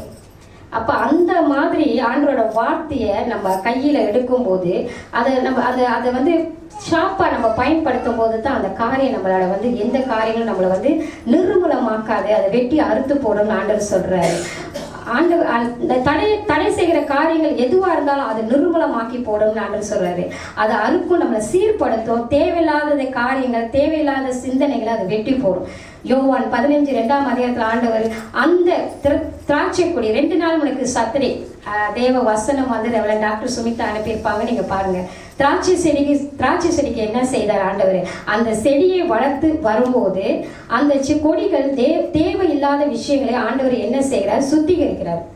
அந்த தேவையில்லாத காரியங்களை சுத்திக்கிறாரு. அவர் செடி ஒரு எடுத்துக்காட்டாக நம்ம மத்தியில அவர் சொல்றாரு. செடி ஒரு எடுத்துக்காட்டாக ஆண்டவர் நம்மளுக்கு சொல்றாரு. அந்த வசனத்தை அவர் சொல்லுகிறார், நானே மெய்யான திராட்சை செடி, நீங்கள் கொடிகள். காய்ந்து போன மங்கி போன ஆஞ்சி போன கொடிகளை ஆண்டவர் வெட்டி போடுவார். என்ன செய்யறாரு? ஒன்னுத்துக்கும் இல்லாததை வெட்டி போட்டுருவாருன்னு ஆண்டவர் சொல்றாரு. அப்பொழுதுதான் அதில் இருந்து புதிய காரியங்கள் வெளியே வரும். வெட்டும் போதுதான் புதிய காரியங்கள் வரும் அப்படின்னு ஆண்டவர் சொல்றாரு. இது போலதான் நம்ம கிட்ட உள்ள ஜெபிக்க கூடாத காரியங்கள், வேதத்தை தியானிக்க கூடாத தன்மைகள் இந்த வேத வசனம் தானாக வெட்டி போடும் என்று ஆண்டவர் சொல்கிறார். நம்ம கிட்ட இருக்கிற கிரியைகள், பழக்க வழக்கங்கள் எல்லாத்துமே இந்த வசனத்தை நம்ம படிச்சு தியானிக்கும் போது அது வெட்டி போடும். இந்த வேத வசனம் வாஸ்தா மட்டும் போதாதுங்க, அது இருதயத்துல கொண்டு போகும். அது ஆவிக்குரிய பட்டயமா நம்மளுக்கு மாறணும். சங்கீதம் 119:11 வசனத்துல ஆண்டவர் சொல்லப்பட்டிருக்கார், நான் உமக்கு விரோதமாய் பாவம் செய்யாதபடி உமது வாக்கை எண்ணிலிருந்து வைத்தேன். அல்லேலூயா. வசனத்தை வாசிக்கும் போது அது சிந்தனையில போகிறது, அதை தியானிக்கும் போது அது பரிசுத்த ஆவியான தியானிக்கும் போது நம்மளோட இருதயத்துக்கு செல்லுகிறது. அதுதான் ஆவிக்குரிய பட்டயமாக மாறுகிறது. ஏன் வேதத்தை பரிசுத்த ஆவியான உதவியோட வாசிக்க வேணும்னா, வேத வசனம் எழுதப்பட்டதே பரிசுத்த ஆவியின் மூலமா தான். அல்லேலூயா. வசனம் பரிசுத்த ஆவியின் மூலமாகத்தான். பரிசுத்த ஆவியானவர் பரிசுத்தமாக வாழ்ந்து கொள்ள இருந்த அந்த காலத்துல இந்த வசனத்தை கட்டளையிட்டு எழுத வைத்தார். அது இன்றைக்கு ஆதாரமாக 2 பேதுரு 1:20-21 வசனத்துல தீர்க்க தரிசனமானது ஒரு காலத்திலும் மனுஷனுடைய திட்டத்தினாலே உண்டாகவில்லை, தேவனுடைய பரிசுத்த மனுஷர்கள் பரிசுத்த ஆவியினாலே ஏவப்பட்டு பேசினது. அல்லேலூயா. பரிசுத்த மனிதர்கள் பரிசுத்த ஆவியானவரே. அப்போ இந்த வேதத்தை எழுதுனது பவுல், பேதுரு, யோவான் எல்லாருமே அவங்க இருதயத்துல எழுதல, பரிசுத்த ஆவியானவர் உதவியோட தான் எழுதினாங்க. அல்லேலூயா. பரிசுத்த ஆவியானவர் உதவியோட தான் எழுதினாங்க. இன்னைக்கு ரெவரண்ட் டாக்டர் சுமிதா அவங்க ஒவ்வொரு நாளும் அவங்க மெசேஜ்ல நீங்க கேட்பீங்க, அதுக்கு முந்தின வாரம் கூட அவங்க வார்த்தை அழகா சொல்லிப்பாங்க. இயேசு கத்து கொடுத்தாரு, பரிசுத்த ஆவியானவர் பேசுறாரு, பரிசுத்த ஆவியானவர் சொல்லி கொடுத்தாரு. எந்த ஒரு படிப்போ கிடையாது, பரிசுத்த ஆவியானவர் பரிசுத்த ஆவியானவர். அவங்க நிறைய நேரம் நம்ம கிட்ட சொல்றது பரிசுத்த ஆவியானவர் கத்து கொடுக்கிறாரு. அவரது எதுவும் இல்லாம நம்மளால வேதத்தை வாசிக்க முடியாது. நிறைய நேரம் அவங்க நம்மளுக்கு கத்து கொடுத்துருக்குறாங்க. பரிசுத்த ஆவியானவர் என்கிட்ட சொன்னாரு, ஆவியானவர் தான் அவங்க சொல்லுவாங்க. எந்த மனுஷனையும் இல்லைங்க, தேவ ஆவியானவர் தான் அவங்களுக்கு கத்து கொடுத்து இந்த நாளில கூட அவங்கள ஒரு தீர்க்கதரிசியா நம்ம மத்தியில வச்சிருக்காரு. ஹல்லேலூயா. ஒரு போராட்டம் வரும்போது இந்த வசனத்தை எழுதிய பரிசுத்த ஆவியானவர் நம்ம வரும்போது அதை தெளிவாக சொல்லி கொடுப்பாரு.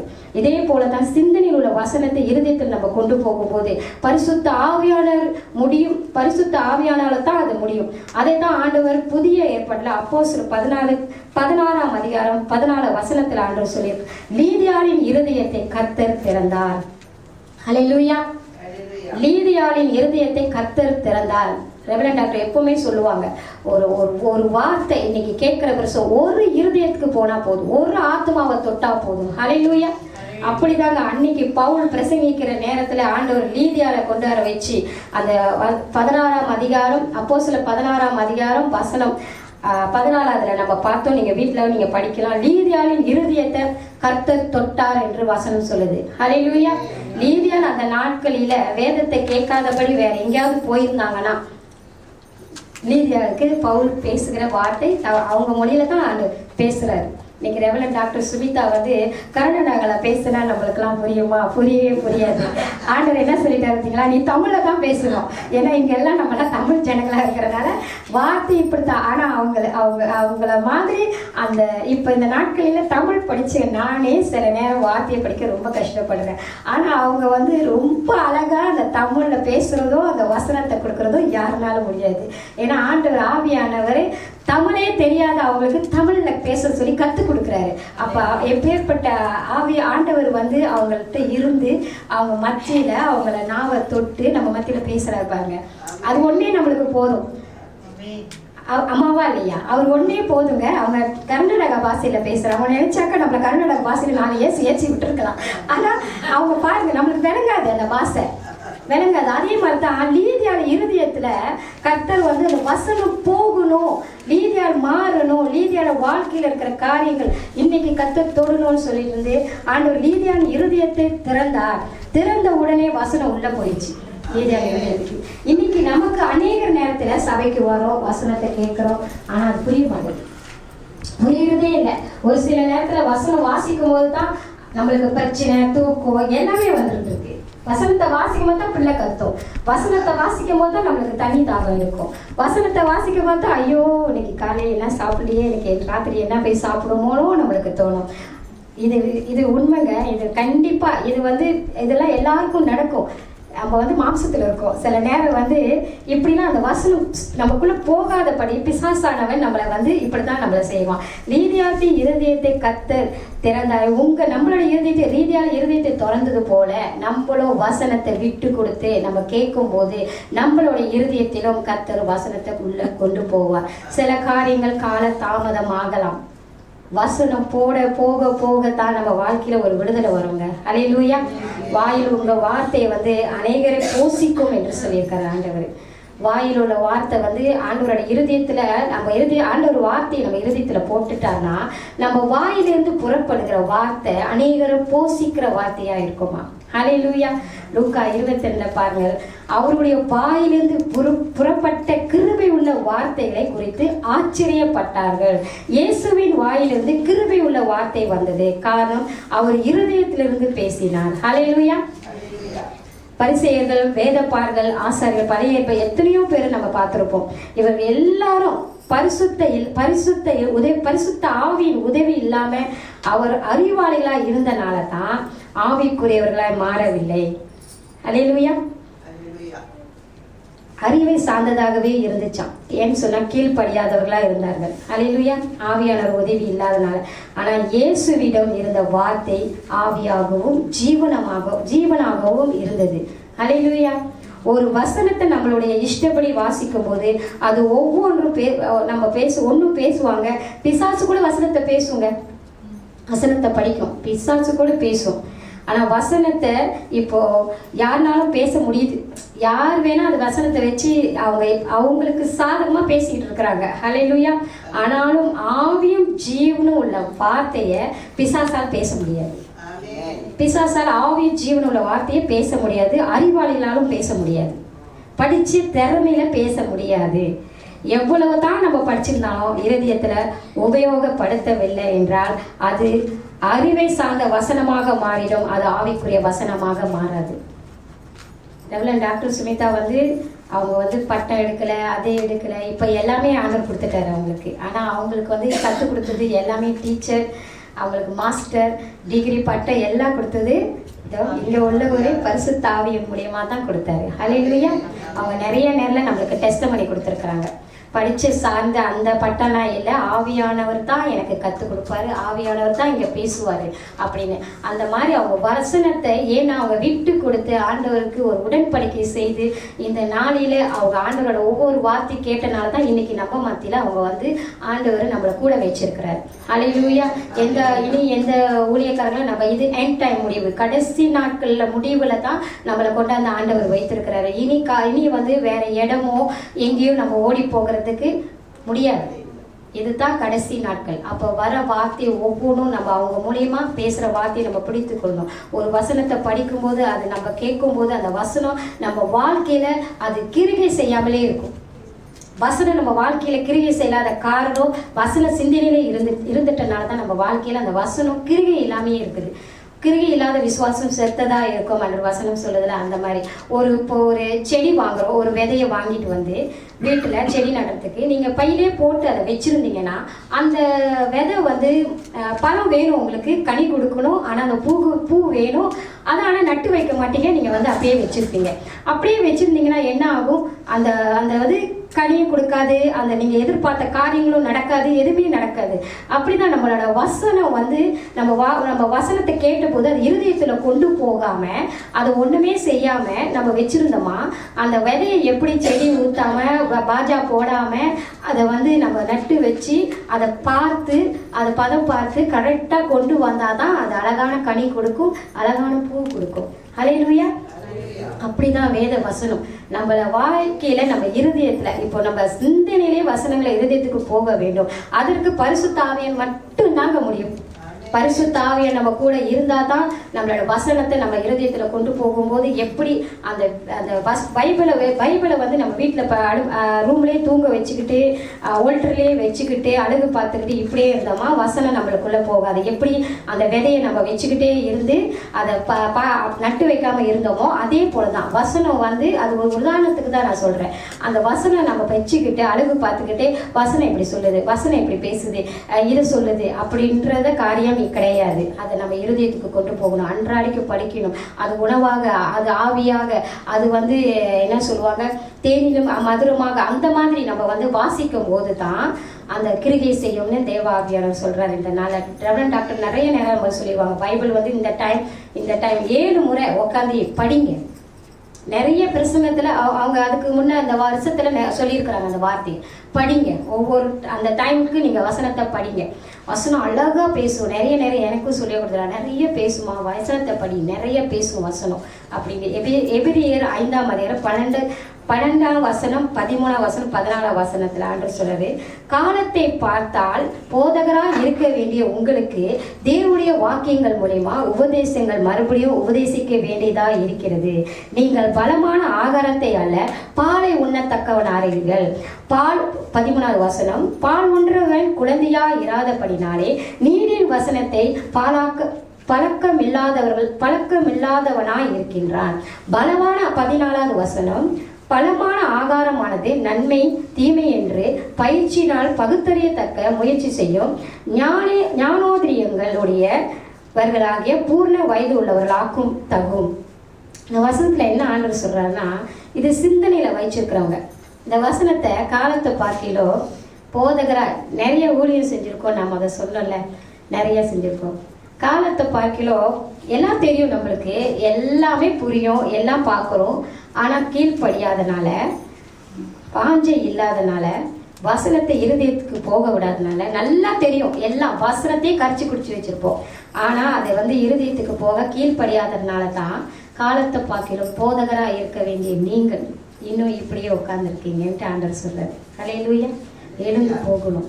எழுந்து போய் எவ்வளோ டாக்டர் கற்றுக் கொடுத்துட்டாங்க நம்மளுக்கு. இன்னும் ஏன் காலம் நம்மளுக்கு தாமதம்? எழுந்து எத்தனை பேருக்கு நம்ம சத்தியத்தை சொல்லியிருக்கோம், எத்தனை பேருக்கு நம்ம இந்த வார்த்தையை அவங்களுக்கு போதிச்சிருக்கோம். நம்மளே அன்னாடிக்கும் பெற்றுக்கொண்டுட்டு நம்மளே வரோம், நம்மளே சாப்பிட்டுட்டு நம்மளே மட்டும் போயிட்டோமா, ஒரு சாப்பாடு நம்ம வாங்கிட்டு வரோம், நம்மளே உட்காந்து நம்மளே சாப்பிட்டுட்டு மற்றவங்களுக்கு அதை கொடுக்காம இருந்தோமா, அது எப்படி இருக்கும்? ஐயோ அவங்களுக்கு கொடுக்கலையே, அவங்க மனசு கஷ்டப்படுமே, அவங்களுக்கும் இந்த கொஞ்சம் சாப்பாடு கொடுப்போம் தான் நம்ம நினைப்போம். அதே போல தாங்க வார்த்தையும் வசனத்தை இப்போ கற்றுக் கொடுத்த ஒவ்வொரு வார்த்தையும் எத்தனை பேருக்கு நம்ம போய் சொல்லியிருக்கோம். அப்போ சொல்லியிருந்தோமா நம்ம எப்படி இருந்திருப்போம்? போதகராக இருந்திருப்போம். நம்ம எப்படி இருக்கோம்? இப்போ படித்து ஞானத்தையும் படித்து கல்வி வசனத்தையும் நம்ம வச்சுக்கிட்டு இந்த நாட்களில் நம்ம இப்படியே உட்காந்துருக்குறோம். ஹல்லேலூயா. இது இந்த வசனம் அதுதாங்க குறிக்குது. கீழ்ப்படியாதனால தான் ஆண்டவர் சொல்றாரு. இதுல நல்ல நம்ம வசனத்தை தெரிஞ்சு நம்ம கீழ்ப்படியாதனால தான் இந்த வசனம் இப்படி ஆண்டவர் சொல்லப்பட்டிருக்குது. இதுல இருந்து என்ன தெரியுதுன்னா, நீதிமொழிகள் 3ஆம் அதிகாரத்துல 3ஆவது வசனத்துல, கிருபையும் சத்தியமும் உன்னை விட்டு விலகாது இருப்பதாக நீ அவைகளை உன் கழுத்திலே பூண்டு அவைகளை உன் இருதயமாகிய பலகையிலே எழுதிக்கொள். எதில் எழுத சொல்றாரு? இருதயமாகிய பலகையில எழுதி கொள்ள சொல்றாரு ஆண்டவர். நம்ம இருதய பலகையில நம்ம வசனத்தை நம்ம எழுதி கொள்ளுமா. தேவ வசனம் நம்ம இருதயத்தை சார்ந்தது. அது இருதயத்துக்கு உள்ளானது. உள் உணர்வு இருக்குங்க. அதுக்கு உள் உணர்வு இருக்கிற மனசாட்சி இருக்குது. இருதயத்துக்குள்ள இன்னும் ஒரு விஷயம் இருக்கு தெரியுங்களா? அதுதான் தேவனுக்கும் நமக்கும் உள்ள உறவு. ஆண்டவருக்கும் நமக்கும் உள்ள உறவு இருக்குது. அதுதான் அந்த இருதயத்துக்குள்ள ஆண்டவர் வச்சிருக்காரு. ஆதாம் இழந்தது இந்த உறவு தான். அந்த ஒரு ரிலேஷன்ஷிப் உறவு தான் அவங்க இழந்துட்டாங்க. அவங்க மனசாட்சி குற்ற உணவா இருந்தனால சத்துரு சொல்ற பேச்சை கேட்டு அந்த பழத்தை சாப்பிட்டனால தான் ஆண்டவருக்கு அவங்க செஞ்ச அந்த காரியம், ஆண்டவர் அவங்கள இந்த என்னென்ன காரியம், அந்த வசனத்தை போய் நீங்க படிச்சீங்கன்னா உங்களுக்கு தெரியும் ஆதாமுக்கு ஆண்டவர் என்ன சொல்றாரு. எபேசியர் 2ஆம் அதிகாரம் 1ஆம் வசனம் 2ஆம் வசனத்துல சொல்றாரு, அக்கிரமங்களினாலும் பாவங்களினாலும் மரித்தவர்களாய் இருந்த உங்களை உயிர்ப்பித்தார். யாரு? நம்ம தான். அது அக்கிரமனாலும் பாவத்தினாலும் இருந்த நம்மளை ஆண்டவர் உயிர்ப்பித்தார். அவைகளில் நீங்கள் முற்காலத்திலே இவ்வுலக வழக்கத்துக்கு ஏற்றபடியாகும் கீழ்ப்படியாமையினால் பிள்ளைகளிடத்தில் இப்பொழுது கிரிகை செய்கிற ஆகாயத்து அதிகார பிரபுகளாகிய ஆவிக்கேற்றபடியாகவும் நடந்து கொண்டீர்கள். ஹல்லேலூயா.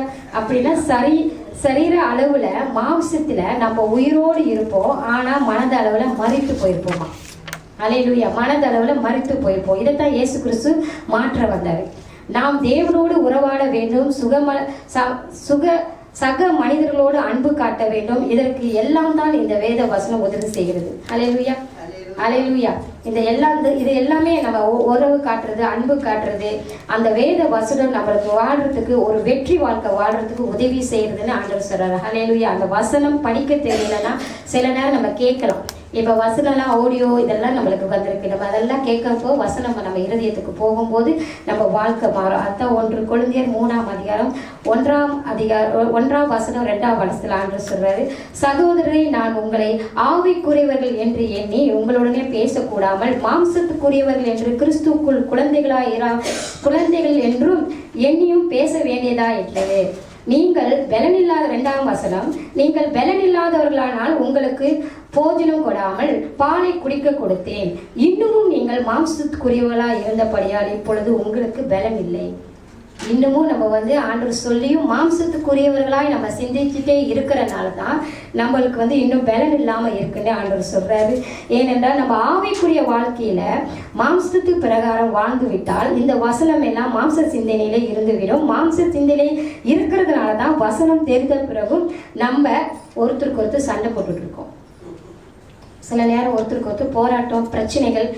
ஏன்னா வசனம் தெரிந்து ஆண்டவருக்கு பிரியமில்லாத காரியம் செய்யற காரணம் தான் நம்மளுக்கு சண்டை, பிரச்சனைகள், போராட்டங்கள் நம்ம வாழ்க்கையில கொண்டிருக்கிறது. ஹல்லேலூயா. வசனம் நம்ம இருதயத்துக்கு போகலன்னா 1000 வசனம் நம்ம வாதிச்சிட்டாலுங்க, வசனம் மட்டும் இருதயத்துல தங்கலைன்னா, வசனம் போக முடியலன்னா, கீழ்ப்படிய முடியலன்னா, எத்தனை வாட்டி நம்ம படிச்சாலும் சரி அது இருதயத்துக்கு போகலன்னு சொன்னாக்கா ஆண்டவர் நம்மளை கதவை தட்டும் போது நம்ம திறக்கணும். ஆண்டவர் கதவை தட்டும் போது நம்ம திறக்க இடம் கொடுக்கணும் என்று ஆண்டவர் சொல்றார். ஆண்டவர் பார்த்து நம்மகிட்ட கொடுத்துட்டாருன்னா அதை நம்ம உபயோகப்படுத்தணும். ஹல்லேலூயா. அதை நம்ம உபயோகப்படுத்தணும் என்று சொல்லுகிறார் ஆண்டவர். வெளிப்படுத்தல் 3ஆம் அதிகாரம் 20ஆம் வசனத்துல, இதோ வாசப்படி அண்டையிலே நான் நின்று தட்டுகிறேன். ஒருவன் என் சத்தத்தை கேட்டு கதவை திறந்தால் அவனிடத்தில் நான் பிரவேசித்து அவனோடு போஜனம் பண்ணுவேன், அவனும் என்னோடு போஜனம் பண்ணுவான். ஹல்லேலூயா.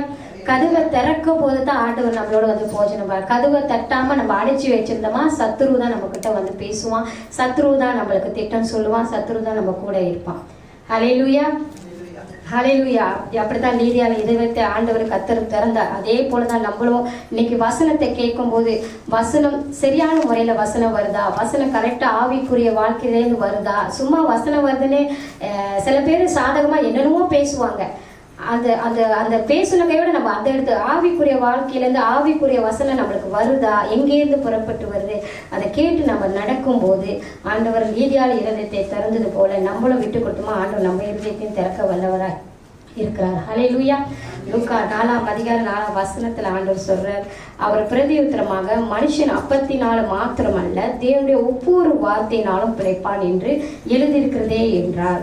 வசனத்தினால தேவனோட வார்த்தை அதுதான் அப்பம், நம்மளுக்கு சாப்பாடு, அதுதான் ஆண்டவர் பிழைப்பார் என்று சொல்றாரு. இருதயத்துக்கு வசனம் ஒரு பலமாக, ஒரு தேனாக, ஒரு ஆகாரமாக எப்போதும் நம்ம இருதயத்துல திறக்கப்பட்டு படும்போது அது அந்த மாதிரி நம்ம வாழ்க்கையில இருக்குமா. குறிப்பிட்ட நேரத்துல ஆண்டவர் திறப்பார். இன்னும் ஏன் திறக்கலை, ஏன் இப்படியே இருக்கிறாங்க, ஏன் திறக்கலைன்னா குறிப்பிட்ட நேரத்தில் நீங்கள் கேட்டுக்கொண்டு கீழ்ப்படிந்து அவர் வசனத்தை வாசித்து கொண்டே இருக்கும்போது அது நம்மளுக்கு ஆண்டவர் திறந்து அது ஆவியாகவும் ஜீவன் உள்ள வார்த்தையாகவும் நம்ம மத்தியில் சேரும் என்று தேவ ஆவியாகவும் இன்னைக்கு நாளில் நம்மளுக்கு இந்த வசனத்து மூலியமான்னு சொல்கிறார். ஹல்லேலூயா. யோவான் 6ஆம் அதிகாரம் 63ஆம் வசனத்தில், ஆவியை உயிர்ப்பிக்கிறது, மாம்சமானதுக்கு ஒன்றுக்கு உதவாது. நான் உங்களுக்கு சொல்ற வசனங்கள் ஆவியும் ஜீவனமாய் இருக்கிறது. ஒவ்வொரு வசனமும் ஆவியும் ஜீவனமாய் இருக்குது என்று சொல்றார். அவர் வாயில உள்ள வார்த்தை ஆவியும் ஜீவனம் உள்ள வார்த்தை. அந்த வார்த்தை நம்ம இருதயத்துக்குள்ள இருந்துச்சுன்னா அது பட்டயமாக வெளிப்படுமா. ஹல்லேலூயா. அது பட்டயமாக வெளிப்படும் என்று ஆண்டவர் சொல்றார். யோவான் 6ஆம் அதிகாரம் 68ஆம் வசனத்துல, சீமோன் பேதுரு அவருக்கு பிரதி உத்தரமாக, ஆண்டவரை யாரிடத்தில் போவோம், நித்திய ஜீவ வசனம் உம்மிடத்தானே உண்டு அப்படின்னு ஆண்டவர் அந்த பேதுரு சீமோனுக்கும் ஆண்டவர் அவங்க ஆண்டவர்கிட்ட கேட்குறாங்க. அந்த வசனம் நித்திய ஜீவ வசனம் உங்ககிட்ட தானே ஆண்டவரே இருக்கு. அப்ப நித்திய ஜீவன் அதுக்குள்ள உயிர் இருக்கிறது, அதுக்குள்ள ஜீவன் இருக்கிறது. அந்த ஜீவன் மரணத்துக்கு ஏதுவானதை உயிர்ப்பிக்கும். நம்மளோட வாழ்க்கையில உள்ள மரணத்துக்கு ஏதுவான காரியங்களை உயிர்ப்பிக்கும் என்று சொல்ற இந்த வசனத்தின் மூலியமா. யோவான் 1ஆம் அதிகாரம் 1ஆம் வசனத்துல, ஆதியிலே வார்த்தை இருந்தது, அந்த வார்த்தை இருந்தது, அந்த வார்த்தை தேவனிடத்தில் இருந்தது, அந்த வார்த்தை தேவனாய் இருந்தது. ஹல்லேலூயா. வார்த்தை தேவனாய் நம்ம மத்தியில இருந்தது. வசனத்தை இருதயத்தை நம்ம போட போட அதை இருதயம் நிரம்பும். அந்த வசனம் நம்மளை சுத்திகரிக்கும். யோவான் 17ஆம் அதிகாரம் 17ஆம் வசனத்துல, உம்முடைய சத்தியத்தினாலே அவர்களை பரிசுத்தமாக்கும், உம்முடைய சத்தியத்தினாலே அவர்களை பரிசுத்தமாக்கும், உம்முடைய வசனமே சத்தியம். இந்த வசனத்தை தொடர்ந்து கேட்கும் போது நம்ம பரிசுத்தமாகும். அல்லேலூயா. யோவான் 15ஆம் அதிகாரம் 3ஆம் வசனத்துல, நான் உங்களுக்கு சொன்ன உபதேசத்தினால் நீங்கள் இப்பொழுது சுத்தமா இருக்கிறீர்கள். அப்படி என்றால் நல்ல உபதேசங்களை நம்ம கேட்கும் போது, நல்ல பரிசுத்தம் உள்ள விஷயங்களை நம்ம கேட்கும் போது, இன்றைக்கு அநேக பேர் இயேசு அற்புதம் நடந்தாதான் விசுவாசிப்பாங்க.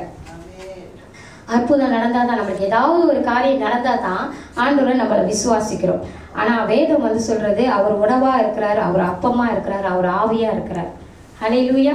அற்புதத்துக்கு மட்டும் ஆண்டவரை தேடாதபடி அவரோட வார்த்தைக்கு நம்ம கீழ்ப்படிந்து, அவர் வார்த்தை உதிச்சு அவர் என்ன சொல்றாரு அந்த வார்த்தைக்கு கீழ்ப்படியும் போது ஆண்டவர் நம்மளுக்கு வார்த்தையா நம்ம மத்தியில இருக்கிறார் என்று சொல்லுகிறார். ஹல்லேலூயா, ஹல்லேலூயா.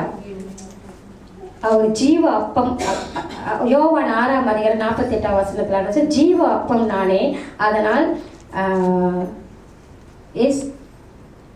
ஜீவ அப்பம், அதனால் அந்த வசனத்தை கொஞ்சம் படிங்கம்மா.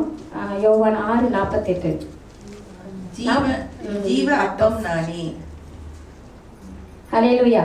அவர் ஜீவ அப்பமா இருக்கார். அந்த வசனத்துல ஆண்டவர் அந்த ஒரே வசனம் தான் சொல்றாரு, அவர் ஜீவ அப்பம் நானே. ஹல்லேலூயா. ஜீவ அப்பமாக அவர் நம்ம மத்தியில இருக்காரு. ஒரு ஒரு ஒரு லாப நோக்கத்தோடு நம்ம ஆண்டவரை வந்து தேடக்கூடாது. ஆண்டவர் வந்து எனக்கு வந்து இதை செஞ்சாதான் நான் ஆண்டவரை தேடுவேன், இதை கொடுத்தாதான் நான் ஆண்டவரை தேடுவேன், அவர் இப்படி படுத்தா அப்படி வந்து எனக்கு கிடைச்சாதான் நான் ஆண்டவரை தேடுவேன் அப்படின்னு இருக்கக்கூடாதுன்னு ஆண்டவர் சொல்றாரு. ஒரு லாப நோக்கத்தோடு தேடாதீங்க, நான் வந்து ஜீவ அப்பமா இருக்கேன், என் மச்சில நீங்க வாங்க அப்படின்னு சொல்றாரு. அவரு பட்டயமாக நம்ம மச்சில இருக்கிறார். வேத வசனம் நம்மளுக்கு பட்டயமாக கொடுத்துருக்கிறாரு. எந்த ஒரு பிரச்சனை வரப்போது அந்த வார்த்தையை அறிக்கையிட்டு நம்ம ஜெபம் பண்ணும்போது, இப்போ சத்ருவா இருந்தாலும் சரி, ஆண்டவர் அதை வந்து முறியடிக்கிற வல்லவராக இருக்கிறாரு, அதை நிர்மூலமாக்குகிறவராக இருக்கிறார். ஹல்லேலூயா. எபேதியார் 4:12 தேவனுடைய வார்த்தையானது ஜீவனும் வல்லமையும் உள்ளதாயும் இருபுறமும் கருக்குள்ள எந்த பட்டயத்திலும் கருக்கானதையும் ஆத்துமாவையும் ஆவியும் கணுக்களையும் ஊனையும் பிரிக்கத்தக்கதாக உருவ குத்துகிறதாயும் இருதயத்தின் நினைவுகளையும் யோசனைகளையும் வகையா இருக்கிறதா இருக்கலாம். ஹல்லேலூயா. யாராவது உங்களை ஏதாவது இப்ப நம்ம சொல்லிட்டா அந்த வார்த்தை வந்து எப்படி தெரியுமா இருக்குங்க, ஏசிட்டா உங்களுக்கு வந்து வசனம் நமக்குள்ள இருந்துச்சுன்னு சொன்னாக்கா, இப்போ ஆண்டோட பிள்ளைகளா நம்ம இருந்தாங்க சொன்னாக்கா, நம்ம கிட்ட வந்து சண்டை போட்டாங்கன்னா நம்ம வந்து அதை வந்து அந்த அந்த அவங்களுக்குள்ள என்ன கிருகை செய்யுது, என்ன டிஸ்டர்ப் பண்ணுது, அது ஏன் அப்படி நடக்குதுன்னு சொல்லி வசனம் இருக்கும்போது அவங்களுக்கு தெரிஞ்சிடும், இது பிசாசு தான் செய்கிறான், இது பிசாசு தான் பேச வைக்கிறான், இதை அப்படித்தான் பிசாசு தான் இதை வந்து அவங்கள தூண்டி விட்டு பேச வைக்கிது. அதை வந்து நிறைய நேரத்தில் டாக்டர் வந்து எனக்கு வந்து அதை உணர்த்தியிருக்காங்க.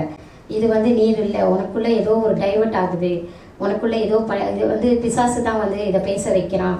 நிறைய நேரங்களில் இந்த ரீசனாக நடந்த காரியங்களுக்கு அவங்க எனக்கு உணர்த்தியிருக்காங்க. இது வந்து அவன் வந்து அவன் சிந்தனையில் பிடிக்கிறான், மைண்டில் பிடிக்கிறான், இப்படி தான் பேசும் பிசாசு வந்து ஆவியானவர் இருக்கிறவங்களுக்கு தான் அந்த வசனம் அவங்களுக்குள்ளே இருக்கிறனால தான் அவங்களுக்கு வந்து நம்மக்கிட்ட என்ன டைவர்ட் பண்ணி பேசுதுன்னு அவங்க கண்டுபிடிக்கிறாங்க. அவங்க வந்து சொல்கிறாங்க, இது நீ இல்லை, உனக்கு பின்னாடி ஏதோ ஒரு காரியம் நடக்குது அப்படின்ட்டு அவங்க அந்த வார்த்தை அவங்களுக்குள்ள ஆவியானவர் இருந்து அந்த வசனத்தை அவங்க இரவு பகல் தியானித்து அதை நடக்கும் போது தான் அவங்களுக்கு வந்து நம்மளுக்கு அந்த காரியத்தை சொல்றாங்க. ஹல்லேலூயா. ஆத்மாவையும் ஆவியும் கணுக்களையும் ஊனையும் பிரிக்கத்தக்கதாக இருக்கிறது. ஒரு பொல்லாத வியாதி நம்மகிட்ட வந்துருச்சுன்னா அந்த வியாதியை கூட குணப்படுத்துறதுக்கு இந்த வசனத்துக்கு வல்லமை இருக்கு.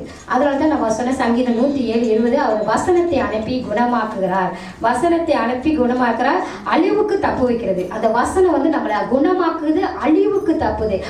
ஒருத்தருக்கு நம்ம ஜெபிக்கும் போது நம்ம வந்து அந்த வசனத்தை வச்சுதான், ரெவரண்ட் டாக்டர் வந்து நான் பார்த்து நிறைய நேரம் அவங்க வீட்டுக்குள்ளலாம் நடத்துறப்ப அந்த வசனத்தை வச்சு தான் அவங்க ஜெபம் பண்ணுவாங்க. அந்த வசனத்தை வச்சு நம்ம ஜெபிக்கும் போது எல்லா வியாதியும் குணமாகிறோம். சமயத்துக்கும் தூரத்துக்கும் இங்க அவங்க வந்து ஜெபிக்கும் போது தூரத்துல இருக்கிறவங்களுக்கு ஒரு சுகமாகுதுன்னா அந்த வசனம் டிராவல் ஆகுது, அந்த வசனம் அங்க போகுது, அந்த வசனம் அவங்க இருதயத்துல இருந்து அங்க போகும்போது அவங்களுக்கு விடுதலை கிடைக்குது. ஹல்லேலூயா. எந்த கஷ்டம் வேணாலும் இருதயத்தின் நினைவுகளையும் யோசனைகளையும் வகையா இருக்குது. அந்த வசனம் எப்படி ஒரு கத்தி மீன் கோழியை வெட்டுதோ அதே போலதான் நம்ம சிந்தனையில அந்த வகையா இருக்குது. அந்த கத்தி வசனம் வந்து நம்ம சிந்தனையில வகையா இருக்குதுன்னு ஆண்டவர் சொல்ல. தேவையில்லாத சிந்தனை, அசுத்த சிந்தனை பிசாசு நம்ம சிந்தனையில கொண்டு வருது. அசுத்த சிந்தனை, தேவையில்லாத சிந்தனைகளை பிசாசு நம்ம மைண்டுக்கு கொண்டு வரும்போது அந்த வசனம் தான் நம்மளை வந்து வகையா இருக்குது. அந்த கத்தி போல அந்த ஷாப்பா ஒரு வசனத்தை டாக்டர் வந்து சில நேரம் நம்மளுக்கு அதட்டி நம்ம வார்த்தையில பேசும்போது அந்த வசனம் தான் நம்மளை வந்து டக்குன்னு அடிக்குது. அந்த வசனம் நம்மளையே அறியாம அது வந்து நம்மளை வந்து ஒரு வழி அந்த காரியத்துக்கு கொண்டு வந்துடுது நம்மளுக்கு. அப்போ அந்த வசனம் எவ்வளோ ஒரு ஷாப்பாக, எவ்வளோ ஒரு பட்டயமாக இருக்குது. நம்ம சிந்தனை வகை இருக்கும்போது தேவையில்லாத காரியத்தை கூட பிசாசு நம்ம சிந்தனை கொண்டு வருகிற தேவையில்லாத விஷயங்கள் இதை வந்து அடுத்து போடுகிறதா இருக்குதுன்னு ஆண்டவர் சொல்றாரு. ஹல்லேலூயா. எப்படிப்பட்ட வசனம் பாருங்க ஆண்டவர் வந்து கொடுத்துருக்கிறாரு நம்ம வாழ்க்கையில, நம்ம பொக்கிஷமா கொடுத்துருக்காரு நம்மளுக்கு. ஒரு நல்ல கிறிஸ்துவ சிந்தை கொண்டு வரணும்னா ஆண்டவர் ஏற்கனவே டாக்டர் மூலியமா வந்த வார்த்தை, ஒரு கிறிஸ்துவின் சிந்தை நம்மளுக்கு வரணும்னு சொன்னா இந்த வசனம் நம்மளுக்கு உதவி செய்யும். வசனத்தை நம்ம இருதயத்துல கொண்டு போகும்போது, வசனத்தை அல்லாம கிறிஸ்துவின் சிந்தை நம்மளுக்கு வர முடியாது. வசனம் இருந்து நம்ம இருதயத்துக்கு போகும்போது தான் கிறிஸ்துவின் சிந்தனை நம்ம வாழ்க்கையில வரும். ஹல்லேலூயா, ஹல்லேலூயா. வசனம் மூலியமாகத்தான் ஏசப்பா நம்மளுக்குள்ள நுழைவாரு. வசனத்தின் மூலியமா தான் போன விசுவாசத்தை பத்தி நம்மளுக்கு ஜெப்ரி அவர் பேசினாரு ஜேம். அந்த வசனத்தின் மூலியமா தான் விசுவாசம் நம்மளுக்குள்ள வரும். ஹல்லேலூயா. இந்த விசுவாசம், கிறிஸ்துவின் சிந்தனை, இது எல்லாமே நம்ம வந்து இதை பிடிச்சு கொண்டாதாங்க நடக்கும். இதை வந்து ஒன்றுமே இல்லைன்னா இது எதிலுமே நடக்கவே நடக்காது. எப்படி வருது? பிரசங்கி மூலியமா ஆண்டவர் வராருன்னு சொல்றாரு. இன்னைக்கு ஒரு பிரசங்கியாரை நம்ம மத்தியில கொடுத்துருக்கனால, நான் இத்தனை வருஷம் ஆண்டவர் எங்களை வந்து புடமிட்டு இப்படி கொண்டு வந்தாலும் அது அவரோட திட்டம், அவருடைய காரியத்து பிரகாரம் நம்மளை மோல்ட் பண்ணி அந்த இடத்துல நம்மளை வந்து கற்றுக் கொடுத்து இங்க கொண்டு வந்து, அதெல்லாம் வந்து உலகத்து மூலியமா நம்ம வந்து திறமைகளை வெளிப்படுத்த அந்த இடத்துல நம்ம இருந்தோம். திறமைகளை காரியம் மூலியமா நம்ம படிச்சு பட்டம் எடுத்தோம், எல்லாம் செஞ்சோம். அதெல்லாம் படிப்பின் ஞானத்தின் மூலியமா இன்னைக்கு ஆண்டவர் நம்மளுக்கு ஒரு விடுதலை கொடுக்கறதுக்காக நம்ம கேட்டிருப்போம், ஏன் ஆண்டவரே என் வாழ்க்கையில விடுதலை வரல, ஏன் ஆண்டவரேன்னு. இப்ப விடுதலை கொடுக்கறதுக்கு நான் தான் உனக்கு அனுப்பிட்டேனே, ஒரு நபர் உனக்கு அனுப்பிட்டனே, என் டைம் முடிவுல பிரசங்கியார் மூலியமா நான் அனுப்பி இருக்கிறேனே. அவர் வந்து தேவ மனிதர்கள் பேசும்போது உங்களுக்கு வசனம் வந்து அந்த விசுவாசம் உள்ள வார்த்தையா உங்களை பேசுவாங்க. ஹல்லேலூயா. விசுவாசம் உள்ள வார்த்தையா அவங்க பேசுவாங்க. 1 சாமுவேல் 4ஆம் அதிகாரத்துல 19ஆம் வசனம் 20-21 வசனம், சாமுவேல் வளர்ந்தான், கர்த்தர் அவனோடு கூட இருந்தார், அவர் தம்முடைய எல்லா வார்த்தையிலும் ஒன்றாயிலும் தரையிலே விழுந்து போக விடவில்லை. ஹல்லேலூயா. விசுவாசமா ஆவிக்குரியவங்க உங்க பிரசங்கியாரா இருந்து உங்க வார்த்தையை பேசும்போது, அவங்க உங்க இருதயத்துல நீங்க கொண்டு போகும்போது, அப்படிப்பட்ட தீர்க்க தரிசியாய் ஆண்டவர் சாமியோட போய் நிப்பாட்டினாருன்ட்டு இந்த 20ஆம் வசனம் 21ஆம் வசனத்துல நீங்க வீட்டுல போய் படிச்சு பாருங்க. கர்த்தர் சீலோவிலே தரிசனம் தந்தள்ளினார் அப்படின்ட்டு போட்டிருக்கு. ஹல்லேலூயா. சீலோவில போய் வெளிப்படுத்தி தரிசனம் பண்ணாரா சாமியோலுக்கு. ஏன்னு சொன்னாக்கா, சாமியோல் வந்து அவர் தப்பு நடக்க போது அந்த இடத்துல 7 பிள்ளைகள் வந்து பாவம் செய்யறாங்க, அநியாயம் செய்யறாங்க, அட்டுழியம் பண்றாங்க. ஆனா ஆண்டவர் வந்து சாமியில அங்கதான் அனுப்புறாரு பாருங்க. பாவம் உள்ள இடத்துல அனுப்பி அங்க வந்து தான் அண்ணாள் வந்து சாமியில சர்ச்சிலே கொடுத்துட்றாங்க. அங்க கொடுத்து சாமியிலே வந்து ஏசப்பா வந்து சாமியோல் கூப்பிட்டு 7 குடும்பத்தை பத்தி பேசுறாரு. ஆண்டவர் இன்னைக்கு ரெவரண்ட் டாக்டர் சுமிதா மூலியமா நம்மளுக்கு வம்சம் இல்லை, நம்ம வயது முறியத்துக்குள்ளே நம்ம மரணம் அடைஞ்சிடுறோம், மரணம் வந்து சேர்ந்துருது. இன்றைய நாள்ல அவங்க மூலியமா ஒவ்வொன்றும் காரியம் நம்மளுக்கு வெளிப்படுத்துறாங்கல்ல. வந்து சாபம், உங்க வம்சம் வளராது, உங்க வம்ச விருத்தியே இல்லாம போகிடும் அப்படின்னா வந்து சாமி ஆண்டவர் வந்து 7 குடும்பத்துக்கு சொல்றாரு. அவங்க முதிர் வயதை பார்க்க முடியாது, அவங்க வயதை சந்திக்க முடியாது, அவங்க குடும்பம் இப்படி இருக்கு, நீ போய் சொல்லுன்னு சொல்லி சாமியலுக்கு சொன்னாரு. சாமியல் சொல்லாம இன்னைக்கு ரெவரண்ட் டாக்டர் சுமிதா நம்ம கிட்ட எந்த காரியத்தையும் சொல்லும் போது நம்ம ஏற்றுக்கொள்ளாம, ஆண்டவர் சொல்லும் போது அந்த வார்த்தையை நம்ம எடுத்துக்கொள்ளாம, இது ஆண்டவருடைய வார்த்தை இல்லை, இது முடியாது, இது இவங்க கிட்டே வந்த வார்த்தை கிடையாது அப்படின்னு அவங்க சொல்றாரு. அவங்க சொல்லலைன்னா அவங்க என்ன ஆயிடுவாங்க? ஆண்டவர் பேச்சை கேட்காம இருந்திருந்தாங்க, இன்னைக்கு அவங்க வந்து ரெவரண்ட் டாக்டர் சுமிதா பிரகாஷ் இந்த இடத்துல வந்து நிற்க முடியாதுங்க. ஆண்டவர் வந்து அவங்க எதெல்லாம் சொல்றாரோ அதனால தான் ஒவ்வொரு குடும்பத்துக்கும் அவங்க சொல்லி கொண்டிருக்கிறாங்க. அவங்க ஊழியம் வந்து இம்மட்டமாய் நடந்து கொண்டு இருக்குது. அவங்க ஊழியத்துல அநேக பேர் இந்த நாளில கூட அவங்க ஊழியத்தை சில பேர் வந்து பணத்துக்காக அவங்க ஊழியம் செய்ய கிடையாதுங்க. எனக்கு இன்னைக்கு வந்து நான் சொல்லி ஆகணும், சில காரியங்கள் வந்து அவங்க செய்யறாங்கன்னு சொன்னா பணத்துக்காக அவங்க ஊழியம் செய்ய கிடையாது, அவங்க வந்து ஆண்டவருக்காக செய்யறாங்க. அவங்க கொடுக்கிற ஒவ்வொரு பணமும் அவங்க வந்து 5 அநாத இல்லம் வச்சிருக்காங்கன்னு அவங்க வந்து வெளிப்படையா எல்லாத்தையும் சொன்னாங்க. அதுல தான் அவங்க ஊழியம் செய்யறாங்க. இந்த இடத்துக்கு கத்தோலிக்கல இது வாங்க மாட்டாங்க, இதுல இது வாங்க மாட்டாங்க, இங்க அப்படிலாம் கிடையாது. எல்லாம் நிறைய சபைகள்ல 17 வருஷத்துல பணம் தான் மெயினா இருந்துச்சுங்க, நான் பார்த்துட்டு வந்திருக்கேன். ஆனா ஆனால் ரெவலண்ட் டாக்டர் சுனிதா கிட்ட ஆண்டவர் நம்ம யாருமே நம்ம சாபத்தை பற்றி நிறைஞ்சு சொல்லவும் இல்லை, உடைக்கவும் இல்லை. அப்படியே தான் போயிட்டு இருந்திருப்போம். இன்னைக்கு அந்த இடத்துல நாங்கள் 10 வருஷம் இருந்து நாங்கள் வீட்டுக்கு திரும்பி வரும்போது சபை மூத்த ஊழியக்காரன் கணவரை கூப்பிட்டு உங்களுக்கு ஒரு சபை கொடுக்குறேன், நீங்கள் அங்கே இருங்கன்னாங்க. நான் இருந்திருந்தேன்னா சபையை பார்த்துட்டு எனக்கு ஒரு சபை கிடைச்சிச்சே, நம்ம ஜாலியாக ஓகே செய்யலாம், நானும் ஒரு பாஸ்டரோட மனைவி அப்படின்ட்டு என் பிள்ளைகள்லாம் ஒரே கௌரவமாக அந்த சபையில் இருந்திருந்தோமா, இன்னைக்கு என் குடும்ப சாபம் உடைஞ்சிருக்காது, என் கணவர் உயிரோடு இருந்திருக்க மாட்டார், என் மகன் உயிரோடு இருந்திருக்க மாட்டான். இன்னைக்கு எனக்கு சுகம் கிடைச்சிருக்காது. இன்னைக்கு உங்க மத்தியில ஒரு பிரசங்கியாரா நான் நின்றுக்க முடியாது. ஆண்டவரை இன்னைக்கு இந்த நாளை தெரிந்தெடுத்து அந்த காரியத்திலமா அவங்க சொன்ன வார்த்தை, என் கணவரோட உயிர் போக போகுது, என் மகனோட உயிர் போக போகுது, இந்த சாபம் உடையணும் அப்படின்னு அந்த வார்த்தை எங்களுக்கு இது. ஏன்னா ஏற்கனவே எங்களுக்கு இதை தெரியும், அவன் கணவரோட குடும்பத்தில் உள்ள சாபத்தை பற்றி எனக்கு தெரியும். ஆனால் யாருமே விலைக்கு இதுதான் பாதிப்புன்னு சொல்லலைங்க. ஆசீர்வாதமே இல்லை எங்கள் வாழ்க்கையில். நாங்கள் இழந்தது தான் மிச்சம், வெக்கப்பட்டது தான் மிச்சம். ஒரு வாகனம் இல்லாமல் என் கணவரோட வேலைக்கு நாங்கள் எங்கெங்கெல்லாம் அசிங்கப்பட்டோமோ வேதனைப்பட்டோமோ அது கடந்து போன எங்களுக்கு தான் தெரியும். ஆனால் அத்தனை வாழ்க்கையிலேருந்து அவங்க ஒரே உன்னை நான் நிப்பாட்டணும், உனக்குரியதை நான் கொடுக்கணும் அப்படின்னு சொல்லி வந்து சந்திச்சு ஒரே மாதத்தில் ஆண்டவர் எங்களுக்கு 2 வாகனத்தை கொடுத்தாரு. எங்களுக்கு ஒரு சொந்த வீட்டையும் கொடுக்க போகிறேன். என் மகனுக்கு உள்ள திருமண காரியத்துக்கு உண்டான பணம் தேவை, பணமே இல்லை எங்ககிட்ட. எவ்வளோ அழகா ஆண்டவர் அந்த பண தேவைகளை சந்திச்சாரு. என் பிள்ளைகள் அதை உணரணும், அதை என் மகனும் உணரணும். ஏன்னு சொன்னா அவரு இன்னும் உணராம தான் இருக்கிறாரு. இன்னைக்கு நான் சபையார் முன்னுக்கு எல்லார் முன்னுக்குமே நாங்க சொல்றேங்க, இன்னும் உணரல. எனக்கு நல்லா தெரியும் இன்னும் என் பிள்ளைகள் உணராமல் தான் இருக்கிறாங்க. அதை உணரணும். எப்போ உணர போறாரு தெரியல. அவருக்கு ஒரு பிள்ளை வந்து உணர்வாரா, இல்லை வார்த்தை போய் இன்னைக்கு அவருக்கு கிரிகை செய்தா நான் மாறுறேன், என் வாழ்க்கையில இனி நான் பைபிளை திறப்பேன், பைபிளை படிப்பேன். ஏன்னு சொன்னால் ஒரு காலகட்டத்தில் 18 வயசு 21 வயசு வரைக்கும் என் பிள்ளைகள் என் பேச்சை கேட்டு என் பிள்ளைக்கு தான் வந்தாங்க. ஏன் இந்த சபைக்கு போகிறேன், ஏன் அந்த சபைக்கு போகிறேன்னு கேள்வி கேட்டதும் இல்லை, சபைக்கு லீவு போட்டதும் கிடையாது. ஏற்ற நேரத்துக்கு வந்து ஊழியம் செஞ்சாங்க. ஆனால் ஒரு வயதுக்கு மேலே ஆகிக்கிட்டோடனே அவங்க எல்லாம் பெருசாகிட்டாங்க.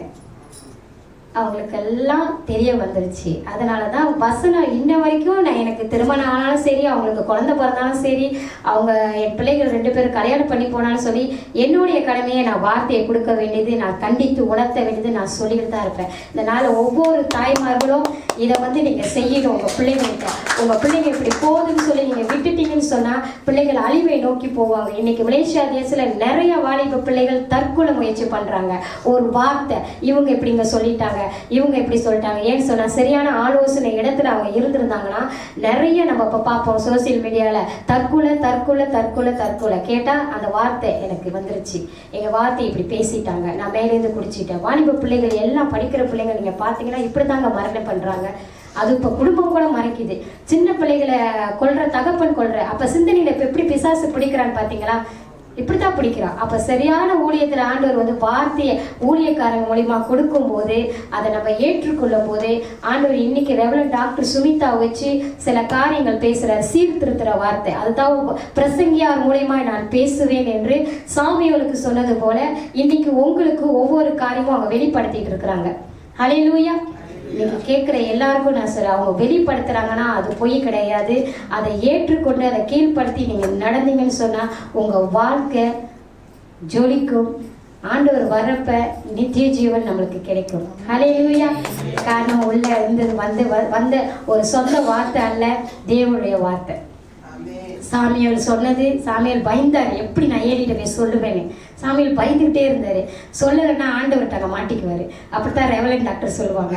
சொல்லலைன்னா எங்களுக்கு வந்து அந்த அவங்களோட உடன்படிக்கை பண்ணியிருக்கேன், அந்த வார்த்தை எனக்கு வருது, அவரோட வார்த்தை வருது. அவங்க அதனால தான் நம்ம கிட்ட சொல்லிடுறாங்க சில காரியத்தை, நேருக்கு நேர் சொல்றாங்க. அது வந்து நம்மளுக்கு ஹர்ட்டா இருக்கும். ஆனால் நேருக்கு நேர் சொல்லும் போது அதை நம்ம உட்காந்து ஆராயும் போது இது நம்மளுக்கு சரி அப்படின்னு சொல்லி ஆண்டவர் வார்த்தையை நம்ம வந்து நம்ம கிருபை உள்ள வார்த்தையாக மாறணும்னா, அநேகரை காயம் கட்டுற வார்த்தையாக மாறணும்னா நம்ம பேசுகிற வசனத்தை படிக்கும்போது இருதயத்தை கொண்டு போகும்போது அந்த வார்த்தை நம்மளுக்கு இருபுறமும் கருக்குள்ள பட்டயத்தை உடையதாக இருக்கும், ஒரு ஆயுதமாக இருக்கும். ஹல்லேலூயா.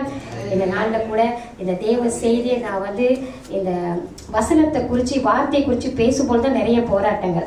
ஆனால் ஆண்டவர் என்னை பலப்படுத்தி ரெவரண்ட் டாக்டர் சுமிதா மூலியமா இன்னைக்கு எனக்கு எனக்கு ஒரு வாய்ப்பு கிடைக்குமான்னு எனக்கு தெரியாது. ஆனால் கிடைச்ச வாய்ப்பை நான் பயன்படுத்திக்கணும்னு சொல்லி தான் இன்னைக்கு நான் பிரசங்கத்தை ஆயத்தம் பண்ணிட்டேன். இருந்தாலும் நான் ரெடி ஆகிட்டேன்.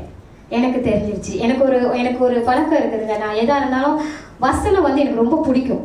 நான் இப்போ பிள்ளைங்க ஒரு புக்கு நிறைய எழுதி வச்சுருப்பேன். ஒவ்வொரு வார்த்தையாச்சும் அந்த வசனத்தை வச்சு என் பிள்ளைங்களுக்கு சாபக்கட்டுகள் இந்த வசனத்தை வச்சு தான் நான் ஜெபம் பண்ணுவேன். வசனத்தை வச்சு தான் நான் ஜெபம் பண்ணுவேன். அதை தான் நான் செய்வேன். எனக்கு அது ரொம்ப பிடிக்கும். வசனம் ஒரு வசனம் என்ன சொல்லுது, எனக்கு என்ன சொல்லுது. இப்போ ஜனங்கள் எப்படி தெரியுமா இருக்கிறாங்க, இப்போ என்ஜேபிஹெச்சில் ரெவரண்ட் டாக்டர் வார்த்தை மட்டும் தான் கொடுக்குறாங்க. இப்போ உள்ளவங்களுக்கு ஜனங்களுக்கு வாலிப பிள்ளைங்க ஆராதனை ஜாலியாக இருக்கணும். வார்த்தை இன்னைக்கு உனக்கு ஒரு ஆசீர்வாதம் வரப்போகுது, இன்னைக்கு உனக்கு இது கிடைக்க போகுது, இன்னைக்கு நீ இதை எடுக்க போற. இப்போ பெரும்பாலும் அதுக்கு தான் ஆசைப்பட்டு இருக்கிறாங்க. அல்லேலூயா. ஆசைப்பட்டுட்டு இருக்கிறாங்க, அதுதான் வேணும்னு இருக்கிறாங்க. வசனத்துல இன்னைக்கு உன் பிள்ளைக்கு திருமணம் நடக்க போகுது, நீ வெளிநாட்டு பயணம் போற. இதை கேட்டு நாங்கள் ரொம்ப டயர்ட் ஆயிட்டோம். அதான் ஆண்டவர் செஞ்சாரு. அதை பயன்படுத்த தெரியாம இந்த வசனத்தை உயிருள்ள வார்த்தையை ஜனங்களுக்கு போய் சேர்க்காதனால, அதை நம்மளுக்கு கற்றுக் கொடுக்காதனால இன்னைக்கு நம்ம வாழ்க்கையில நம்மள இல்லைங்க, நிறைய பேர், நான் நம்மள சொல்லலை, நம்மளுக்கு 2.5 வருஷ காலமா ஆண்டவர் வார்த்தை மூலியமா நம்மளை கற்று மோல்ட் பண்ணி கொண்டு வந்துட்டு இருக்கிறாரு நம்ம நித்திய ஜீவனுக்கு. ஆனா வெளியில உள்ள ஜனங்கள் இப்படித்தான் இருக்கிறாங்க. இப்படித்தான் இருந்து கொண்டு இப்படித்தான் வார்த்தையை கேட்டு இன்னமும் நம்பிக்கொண்டு நித்திய ஜீவனை பின்வாங்கி போனவங்களும் இன்னமும் அப்படித்தான் இருக்கிறாங்க. அவங்க பார்த்தா கூட நான் வருத்தப்பட போறதில்லை. இப்படித்தான் இருக்கிறாங்க. அவங்களெல்லாம் நினைச்சா பாவமாக தான் இருக்கு. அவங்க சரியான இடத்துல இருந்து போயிட்டாங்க. என் குடும்பமே சொல்லியிருக்காங்க, இது ஒரு இடத்துல நிற்க மாட்டுது, ஒரு இடமா ஓடுது, ஒரு இடம் சபையில சபையை ஓடலைங்க. ஆண்டவரே என் குடும்பத்தை ஒவ்வொரு சபையிலிருந்து என் டைம் முடிவுக்கு 2016 டாக்டர் சுமிதாவை தொட்டிருக்கலாமே. அவரு 2016 அவர் சுகப்படுத்தி அவங்களை கொண்டு வந்திருக்கலாமே. ஏற்ற வேலையில தான் நீதியாள இருதயத்தை எப்படி திறந்தாரோ அதே போல ஏற்ற வேலையில தான் லூயிஸ் பாக்கியின் குடும்பம் இங்க ரெவரண்ட் டாக்டர் சந்திக்கணும். இங்க மலேசியா தேசத்துல ஒரு நித்திய ஜீவன் திருசபை வரணும். அவர்ல ஜெஃப்ரி அவர் கிறிஸ்டினா குடும்பம் சந்திக்கப்படணும், மெரலின் குடும்பம் சந்திக்கப்படணும். ஒவ்வொருத்தருக்கும் இன்ச்சுப்பா. என்னுடைய அண்ணன் இங்க இருக்கிறது எல்லாம் என்னுடைய குடும்பம் தான். என்னுடைய அண்ணன் எப்பயோ மறைச்சு போயிருப்பாரு. ஏற்ற வேலை, ஏன்னா அவரு கொஞ்சம் ஆண்டவருக்குள்ள கொஞ்சம் பயம் இருக்கு. அதனாலதான் ஆண்டவர் இன்னைக்கு நாங்களாம் ரொம்ப வருத்தப்பட்டோம். என் குடும்பத்தில் உள்ள சாபம் ஒவ்வொரு பிள்ளைகளாம் மறைச்சு போவாங்க. ஒரு தாயோட உள்ளம் எப்படி இருக்கும் சொல்லுங்க. ஒவ்வொருத்தரா இறக்கும் போது ஒடிஞ்சு போயிடும். 2 குழந்தையை இழந்த ரெவரண்ட் டாக்டர் சுமிதா சொல்லும் போது எவ்வளவு வேதனைப்படுறோம். அப்போ ஒரு தாய் வளர்ந்த பிறகு அந்த குழந்தை ஆளான பிறகு அந்த குழந்தை மறிக்கும் போது அந்த தாய்க்கு எவ்வளவு வேதனை இருக்கும்னு அது இழந்தவங்களுக்கு மட்டும்தான் தெரியும். அது எங்க அம்மா ஒவ்வொரு பிள்ளைகளா இழக்கும் போது அவங்க உயிரோடு இருக்கும் போது அந்த காரியத்தை அவங்க எவ்வளவு வேதனை மறிச்சு இன்னைக்கு அவங்க பிள்ளை சுகமா இருக்கு, இன்னைக்கு ஆசீர்வாதமா இருக்கு அப்படின்ட்டு எங்களுக்கு அவங்க சந்தோஷமா இருக்காங்கன்னு ரெவரண்ட் டாக்டர் சுமிதா மூலியமா தான் தெரிய வந்தது. ஆண்டவர் தெரியப்படுத்திட்டாரு. அப்ப அவங்க மறிச்சு அவங்க பிள்ளைகள் இன்னும் நல்லா இருக்கணும், என் பிள்ளைகள் வரணும் தான் நினைக்கிறாங்க. ஆனா ஒரு சிலர் இன்னும் பின்வாங்கி போயிட்டு வார்த்தைக்கு கனம் கொடுத்து பேசுற வார்த்தைக்கு கனத்தை கொடுத்துட்டு நான் ஓடிக்கொண்டிருக்கேன்றாங்க. என் டைம் முடிவுல கொண்டாந்து வச்சுட்டாங்க. இனி காலம் செல்லாது, இனி இன்னொரு ஊழியக்காரங்க நம்மளுக்கு வரப்போறது இல்லை, வேற எங்கேயும் நம்ம தேடி ஓட போறது இல்லை. ஆண்டவர் தான் சத்தியமா ஜீவனமா நம்ம மத்தியில இருக்குன்னு சொல்லி இன்னைக்கு இந்த வார்த்தை மூலமா என்கிட்ட பேசிட்டாரு. உங்களுக்கு இருக்கோ இல்லையோ, ஆனா என்கிட்ட நிறைய பேசிட்டாரு. எனக்கு தெரிஞ்சிச்சு இதுதான் வார்த்தை, இதுதான் விடுதலை. என் டைம் ஊழியத்துல எனக்கு கொண்டாந்து என் பிள்ளைகளை நிப்பாட்டியிருக்காரு.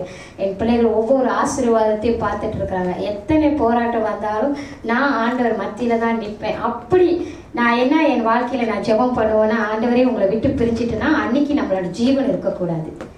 ஆண்டவர் விட்டு நம்ம பின்வாங்கி போற நாட்கள் அன்னைக்கு நம்மள ஜீவனை இருக்கக்கூடாது. நான் இருக்கிற வரைக்கும் உங்களை ஆராதிச்சுட்டே இருக்கணும், உங்க வார்த்தையை பேசிக்கொண்டே இருக்கணும். ஹல்லேலூயா. அதுக்கு தான் எனக்கு ரெவரண்ட் டாக்டர் சுமிதா மூலியமா எனக்கு ரொம்ப சந்தோஷம்.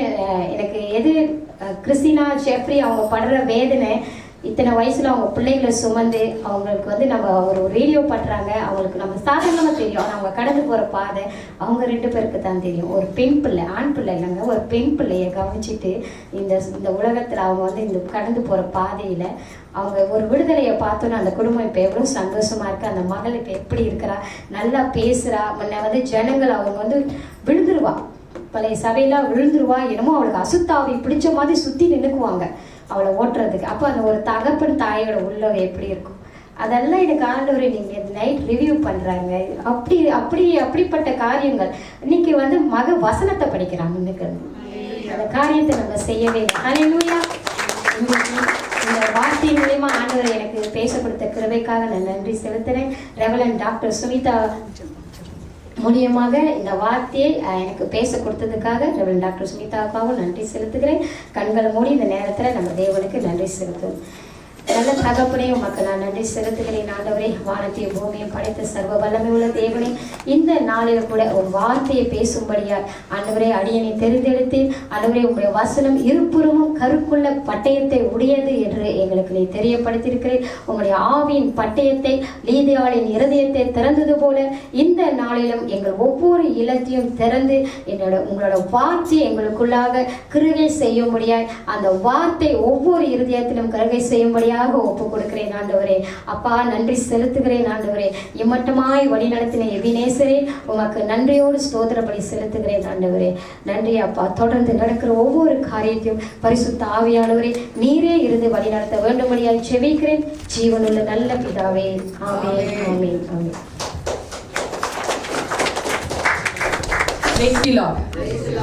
எல்லாரும் ஒரு பலத்த கரங்களை தட்டுங்க.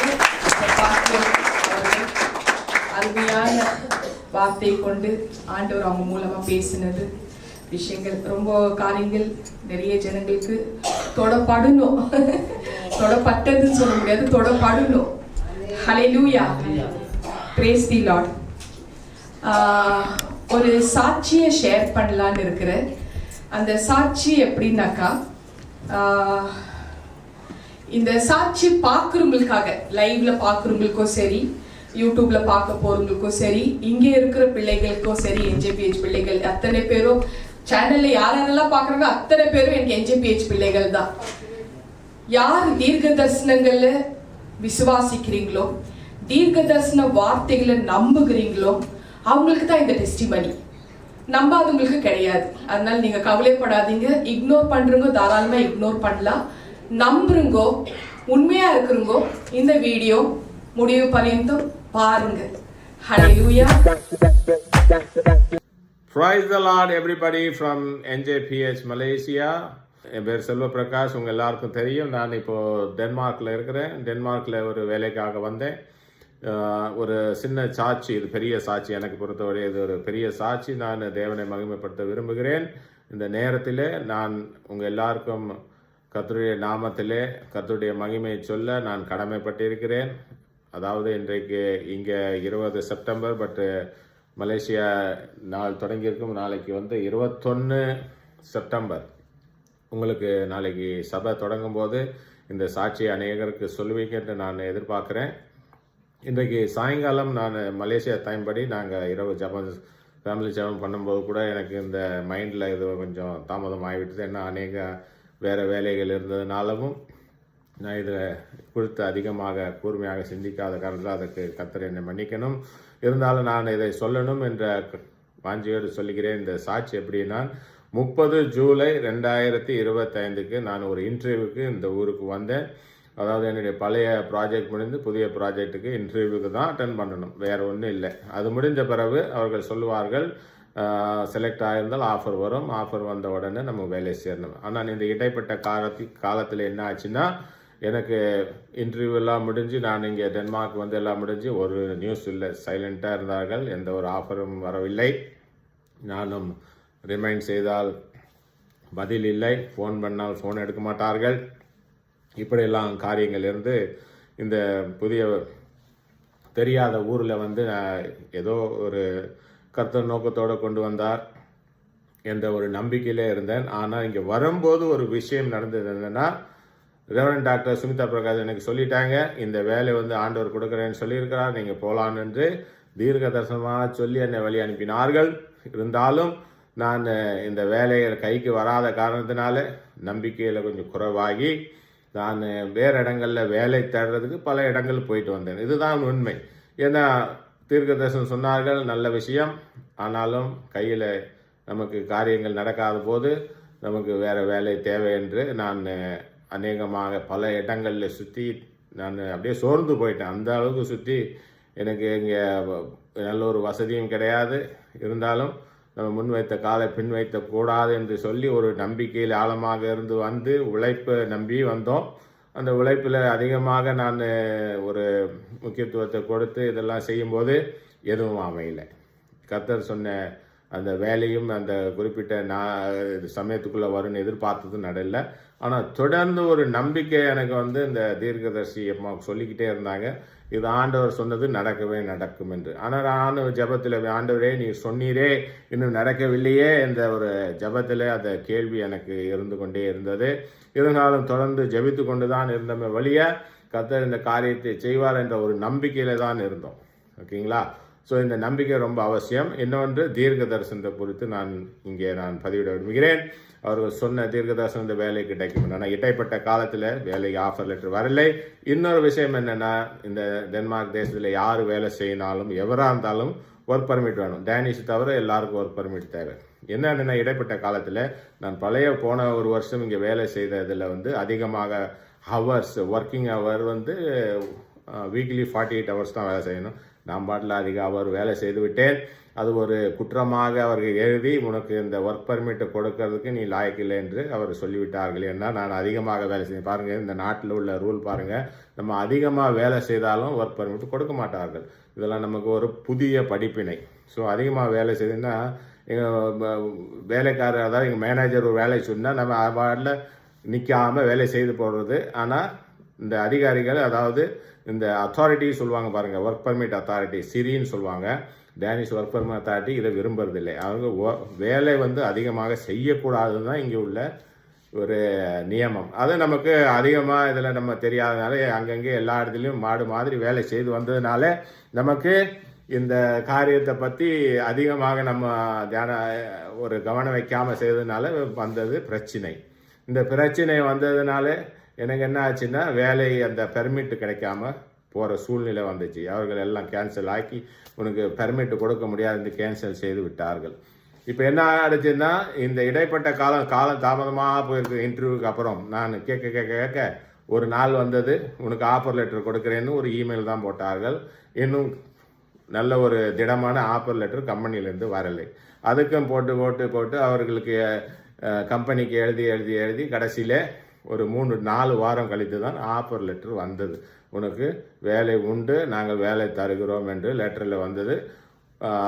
ஜூலை மாதம் முடிந்து ஆகஸ்ட் மாதம் முழுக்க கழிஞ்சு செப்டம்பர் 1 போய் வேலை சேர வேண்டும்.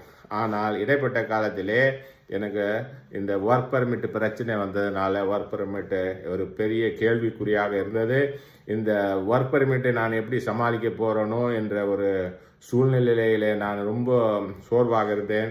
அப்பொழுதும் தீர்க்கதரிசி அம்மா என்ன சொன்னாங்கன்னா, ஆண்டவர் உனக்கு இந்த வேலையை கொடுக்கிறேன் என்று சொல்லியிருக்கிறாரே, அதனால் அந்த நம்பிக்கையோடு வேற எந்த வேலையும் எந்த நாட்டிலும் தேட வேண்டாம்னு சொன்னாங்க. ஆனால் என் புத்தியிலே அவர்கள் சொல்லட்டும், நான் வேற எல்லாவற்றையும் அரேஞ்ச் பண்ணிக்கிட்டே இருந்தேன். ஒன்று மற்ற நாடுகளுக்கும் லெட்டர் நான் வேலைக்கு இப்போ தேடிக்கிட்டு தான் இருக்கிறேன். ஆனால் எங்கே இருந்தும் எதுவும் அமையலை. ஏன்னா ஆண்டவர் சொன்னது என்ன, வேலை கொடுப்பேன். அது நம்பிக்கையில் கொஞ்சம் குறைவு. இது வந்து இயல்பாக எல்லா மனுஷருக்கும் இருக்கிற மாதிரி எனக்கு இருந்தது தான். இது நான் ஒத்துக்கணும். இப்படியே நமக்கு எதுவுமே நிச்சயம் இல்லாத நேரத்தில், அதாவது இந்த ஆஃபர் லெட்டர் வர்றதுக்கு முன்னாடி நான் சபைக்கு போவேன். இங்கே ட்ரெயின் ஏறி ஒரு இடத்துக்கு சபைக்கு போவேன், கொஞ்சம் தூரத்தில் ஓல்பேக்கின்னு ஒரு இடத்துக்கு. அப்போ ஒரு நாள் எனக்கு இந்த நம்பிக்கையின்மை வந்து கொஞ்சம் அதிகமாகவே என்னப்பா இது நமக்கு இந்த சூழ்நிலை இப்படி போயிட்டு இருக்குதே, எனக்கு என்ன நடக்குமோ தெரியலையே, ஆண்டவரே இந்த பைபிளை திறந்து என்னோட பேசும், இது எப்படி நடக்குமோ தெரியல.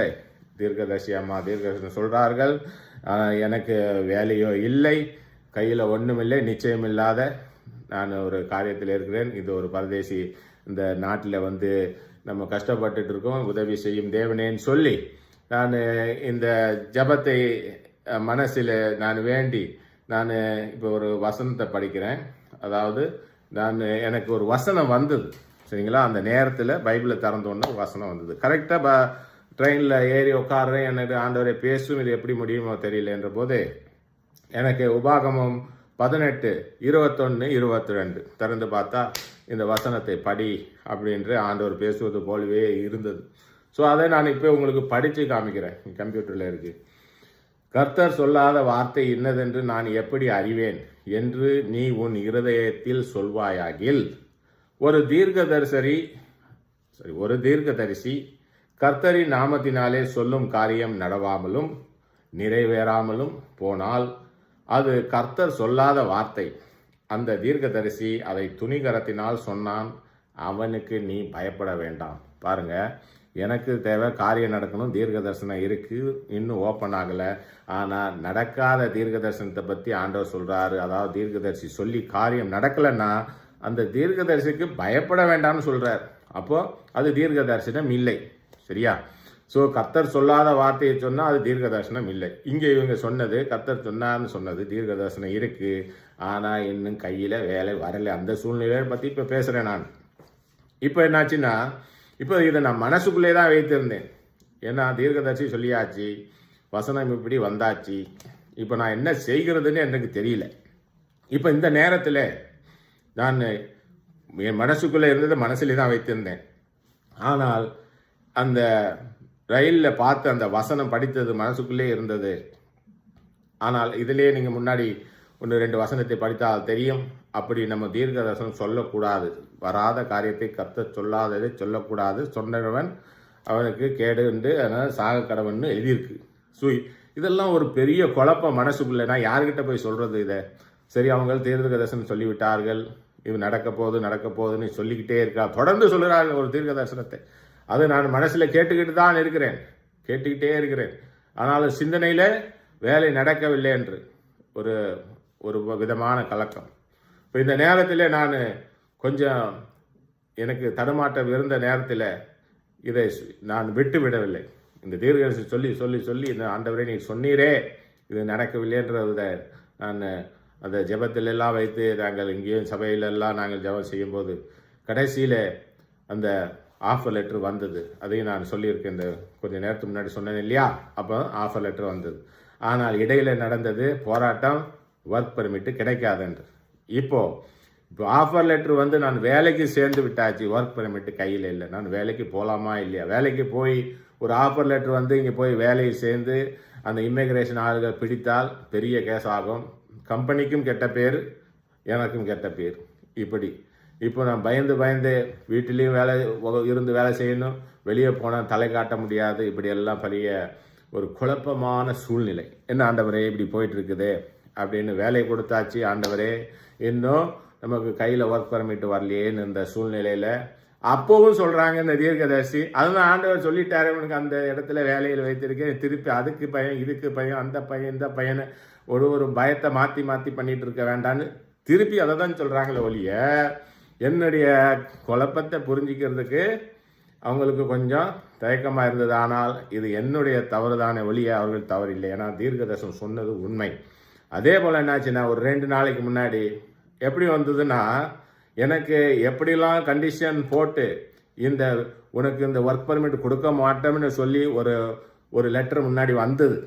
அந்த லெட்டரில் என்ன எழுந்தோ அதுக்கு அப்படியே மாறுதலாக, கங்க்ராச்சுலேஷன், உங்களுடைய ஒர்க் பெர்மிட்டை இன்னும் 4 வருஷத்துக்கு கூட்டி கொடுத்தாச்சு, இன்னும் நீங்கள் என்னென்ன வேணுமோ உங்களுக்கு டேனிஷ் படிக்க போகிறதுக்கு வசதி, அந்த வசதி, இதை பெருசு அப்படியே மாற்றி எழுதியிருக்குது. பாருங்க, கர்த்தர் எப்படிப்பட்ட காரியத்தெல்லாம் செய்கிறார், நம்மளை எப்படியெல்லாம் சோதிக்கிறார் பாருங்க. நமக்கு தீர்க்க தரிசனத்தை சொல்லி அது வருதா இல்லையா என்று நம்மளையே காக்க வைத்து, நம்மளையே அவர் பொறுமையை சோதித்து கடைசியில் நம்மளை மகிமையில் நிரப்புறார். இதுக்கு ஒரு பெரிய சாட்சிங்க. இதனால் நான் இங்கே என்ன குறிப்பாக சொல்லணும்னா, நம்ம எல்லாருக்கும் ஒரு முக்கியமான விஷயம் என்னென்னா, எங்களுக்கெல்லாம் அந்த காலத்தில் நமக்கு ஜெபம் பண்ண ஆள் கிடையாது, நமக்கு தீர்க்க தரிசனத்தை பற்றியும் தெரியாது. இப்படி நாங்கள் லோல்பட்டது தான் அதிகமாக வாழ்க்கையில் ஒழிய எங்களுக்கு இளைப்பாது ரொம்ப குறைவு. இப்போ என்னென்னா, உங்களுக்கு நித்திய ஜீவன் சபை இருக்குது, சபையில் ஒரு பெரிய ஊழியக்காரர்கள் இருக்கிறார்கள். ஊழியக்காரர்களில் ஊழியக்காரர்கள் எல்லாம் சேர்ந்து இந்த ஊழியத்தை செய்யும்போது அங்கே எப்படி செய்ய வேண்டும் ஆலோசனை கர்த்தர் இருக்கிறார், தீர்க்கதரிசி அம்மா இருக்கிறாங்க. இப்போ எல்லாம் இருந்து நம்ம உண்மையாக இருந்து இந்த சபையை நடத்த நம்ம எல்லாரும் இதுக்கு உதவி செய்யணும். அதுதான் ரொம்ப முக்கியமானது. பாருங்க, நம்பிக்கையில் நம்ம உறுதியாக இருக்கணும். தீர்க்க தரிசனம் சொல்கிற உண்மையான தீர்க்கதரிசி உங்கள் சபையில் இருக்கிறாங்க. அவங்க சொல்கிறதை கேட்டு அவர்களுக்கு உதவி செய்து ஒவ்வொரு நாளும் கர்த்தருக்குள்ள வாஞ்சியோடு இருந்து கர்த்தருடைய நாமம் மட்டுமே மகிமை உண்டாதாங்க என்று சொல்லி உண்மையிலேயே நீங்கள் EVG doctor reverend doctor Sumitha Prakash அவங்களுக்கு நீங்கள் உதவியாக இருக்கணும்னு நான் இந்த நேரத்தில் கேட்டுக்கொள்கிறேன். நானும் உதவியாக இருக்கணும்னு நினைத்தேன். ஆனால் நமக்கு குடும்ப சூழ்நிலையில் வேலையும் தேவை, வேலை செய்ய தான் வந்தேனே ஒழிய. ஆனால் எவ்வளோ பெரிய பாக்கியம் பாருங்க, நீங்கள்லாம் பெரிய ஒரு பாக்கியசாலின்னு சொல்லணும். ஏன்னா நமக்கு ஒரு வழிகாட்டுதலுக்கு ஒரு தீர்க்கதரிசி இருக்கிறாங்க. அவங்க சொல்கிறது அப்படியே இருக்குது. நம்ம என்ன தீர்க்க தரிசனத்தை கேட்டு அதன்படி நம்ம நடந்து நல்ல ஒரு ரெஸ்ட்டாக இருக்கணும், இளைப்பாறுதலாக இருக்கணும். நான் எப்படி அலைந்தேன் பாருங்கள், அது மாதிரி நீங்கள் அலையக்கூடாது. அதனால் தீர்க்க தரிசனம் கேட்ட பிறகு நம்பிக்கையோடு இருந்தால் நமக்கு கர்த்தர் அப்பொழுதும் கொடுப்பார். நம்ம அலைந்து திரிஞ்சாலும் கொடுக்க தான் போகிறார். ஏன்னா அவர் சொன்ன வாக்கு மாறாத தேவன் நம்மளுடைய தேவன். எவ்வளோ பெரிய அருமையாக பாருங்கள். நமக்கு நல்ல ஒரு தேவன், நல்ல ஒரு சபை, நமக்கு நல்ல ஒரு தீர்க்கதரிசி, நல்ல ஒரு வாழ்க்கை, நல்ல ஒரு இளைப்பாறுதல். நாம் இதற்கு பாத்திரவாளர்களாக இருக்கணும். இந்த நல்ல நேரத்தில் இந்த நல்ல ஒரு சாட்சியை எனக்கு கொடுக்க, இந்த வாய்ப்பை கொடுத்த நல்ல தேவனுக்கு நன்றி. தொடர்ந்து கர்த்தரோடு இணைந்திருங்கள். கர்த்தருக்காக ஒவ்வொரு காரியத்தையும் செய்யுங்கள், முன்வாருங்கள், தயங்காமல் காரியத்தை செய்யுங்கள். கர்த்தர் உங்களை அவருடைய மகிமையின் ஐஸ்வர்யத்தினால் நிரப்புவார். அதுதான் இப்போ நடந்துக்கிட்டு இருக்கு பாருங்க. எனக்கு ஒரு மான மரியாதை இல்லாத மாதிரி ஒரு வேலை போயிடுச்சு, பழைய வேலை. அதே இடத்துல கௌரவமாக எல்லா விதத்திலையும் நமக்கு மரியாதையும் மதிப்பும் நல்ல ஒரு உயர்ந்த தரமும் இன்னும் கேட்டால் நிச்சயமான வேலையும், இந்த வேலையில் எல்லா வித வசதியும் எல்லாம் கொடுத்து நமக்கு போக்குவரத்து எல்லாவற்றிலும் கவனிக்கக்கூடிய நல்ல ஒரு இன்னொரு முக்கியமான விஷயம் என்னென்னா, இப்போ ஆளுங்களெல்லாம் எடுத்துகிட்டு இருக்காங்க. இங்கே கம்பெனி ரொம்ப ஆட்டத்தில் இருக்குது. இந்த நேரத்தில் ஒரு பெர்மனெண்ட் வேலையும் கொடுத்து நம்மளை காத்துக்கொள்கிறார்னா எவ்வளோ பெரிய தேவன், மகிமையுள்ள தேவன். நம்ம தேவனுக்கு எப்போதும் நன்றி கடனாக இருக்கணும். அதை நானே சாட்சியாக இருந்து உங்களுக்கு சொல்கிறேன். நீங்கள் நம்பலாம். இயேசுவை நம்புங்க, இயேசுடைய உண்மையான வார்த்தைகளை நம்புங்க, அவருடைய பரிசுத்த வேதாகமத்தை நம்புங்க. பிரச்சனைன்னு வந்தால் திறந்து பாருங்கள், இயேசு பேசுவார். உங்களோடும் பேசி உங்களுக்கும் வழிகாட்டுவார். நம்பிக்கையில் உறுதியாக இருங்க. கர்த்தர் உங்களை ஆசீர்வதிப்பாராக. எல்லா துதி கன மகிமை கர்த்தருக்கே சொந்தம். Praise the Lord. Hallelujah. Praise the Lord. Praise the Lord. Praise the Lord. Thank you, Jesus. Amen.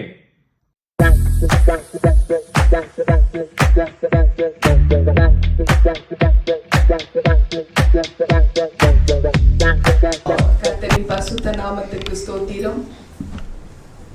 அருமையான சாட்சி. இந்த காரியத்தை குறித்து நான் முன்கூட்டியே தெரியப்படுத்தியிருந்தேன். எப்படி என்னோட ஜெபம் இருந்தது, எப்படி மாற்றி ஜெபிக்கணும். ஆண்டவரே, 1 வருஷமா 1.5 வருஷமா ஒவ்வொரு நாட்டுக்கும் போயிட்டு இருக்கிறது ஏன் இப்படி இருக்கு? நிரந்தரமா பர்மனண்டா ஒரு இடத்துல வச்சிடுங்களே அவரு.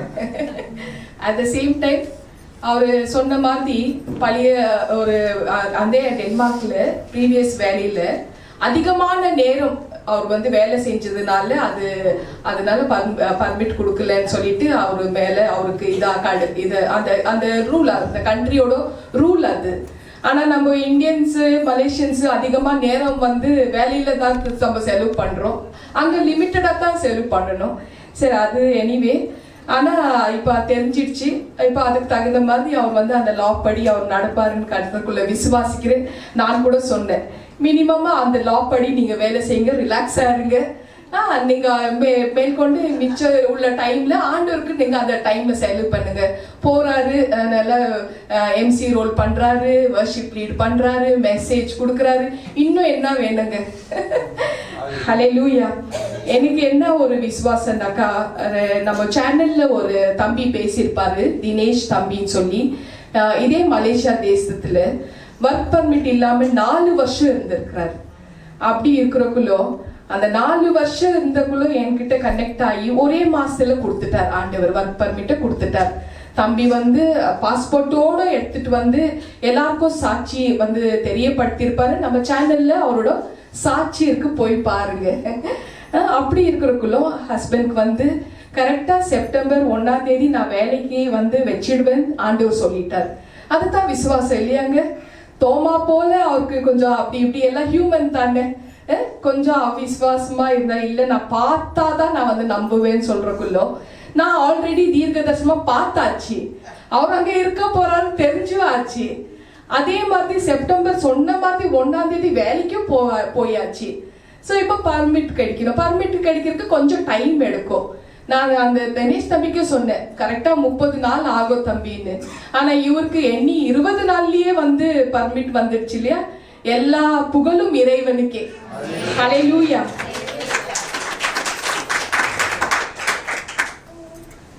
ஸோ அவர் வேற யாரும் இல்லை, என்னோட ஹஸ்பண்ட் செல்வ பிரகாஷ். அவர் வேலைக்கு போகணும், எங்களோட அன்றாட செலவு அவரோட சம்பளத்துல தான் நாங்க வந்து வாழணும்ன்றது தேவனோடைய நீதியாக இருக்கு. ஸோ அது அவருக்கு நாங்க உண்மையாக இருக்கிறோம், உண்மையாக ஊழியம் செய்யறோம், விசுவாசத்தோட இருக்கிறோம். அதனால தேவன் எங்க குடும்பத்தை காத்து கொண்டு வந்து கொண்டிருக்கிறார். ஹல்லேலூயா. உங்களுக்கு சமாதானம் உண்டாகட்டும். Piece be with you all. ஒருவர் கை கொடுத்து சமாதானத்தை பெற்றுக் கொள்ளுங்கள். எல்லாரும் எழுந்து நின்று கர்த்தர் நமக்கு சொல்லி கொடுத்த ஜெபத்தை நாம் சொல்லுவோம். பரமண்டங்களில் இருக்கிற எங்கள் பிதாவே, உம்முடைய நாமம் பரிசுத்தப்படுவதாக, உம்முடைய ராஜ்யம் வருவதாக, உம்முடைய சித்தம் பரமண்டலத்திலே செய்யப்படுகிறது போல பூமியிலும் செய்யப்படுவதாக. எங்களுக்கு வேண்டிய ஆகாரத்தை இன்று எங்களுக்கு தாரும். எங்கள் கடனாளிகளுக்கு நாங்கள் மன்னிக்கிறது போல எங்கள் கடன்களை எங்களுக்கு மன்னியும். எங்களை சோதனைக்குட்பட பண்ணாமல் தீமையிலிருந்து எங்களை ரட்சித்துக் கொள்ளும். ராஜ்யமும் வல்லமையும் மகிமையும் என்றென்றைக்கும் உடையவைகளே. ஆமென். இங்கிலீஷ்ல சொல்லுவோம்.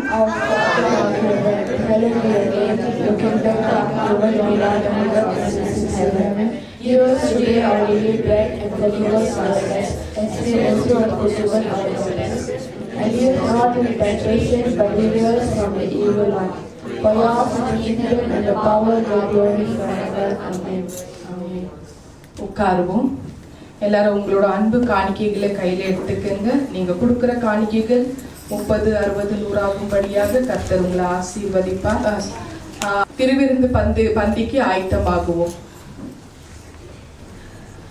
ஆண்டவராகிய இயேசு கிறிஸ்து தன்னை காட்டி கொடுக்கும் அந்த ராத்திரி பந்தியில் சொன்ன வார்த்தையை நாம் நினைவு கூறுவோம். இயேசு கிறிஸ்து அப்பத்தை தன் கையில் எடுத்து அதை ஸ்தோத்தரித்து அதை பிரித்து, இது உங்களுக்காக பிற்கப்பட்ட என்னுடைய சரீரம், இதை வாங்கி உண்ணுங்கள், என்னை நினைவு கூறும்படியாக இதை செய்யுங்கள். அதை நாம் செய்வோம். இது இயேசு கிறிஸ்துவின் சரீரம். ஆமென்.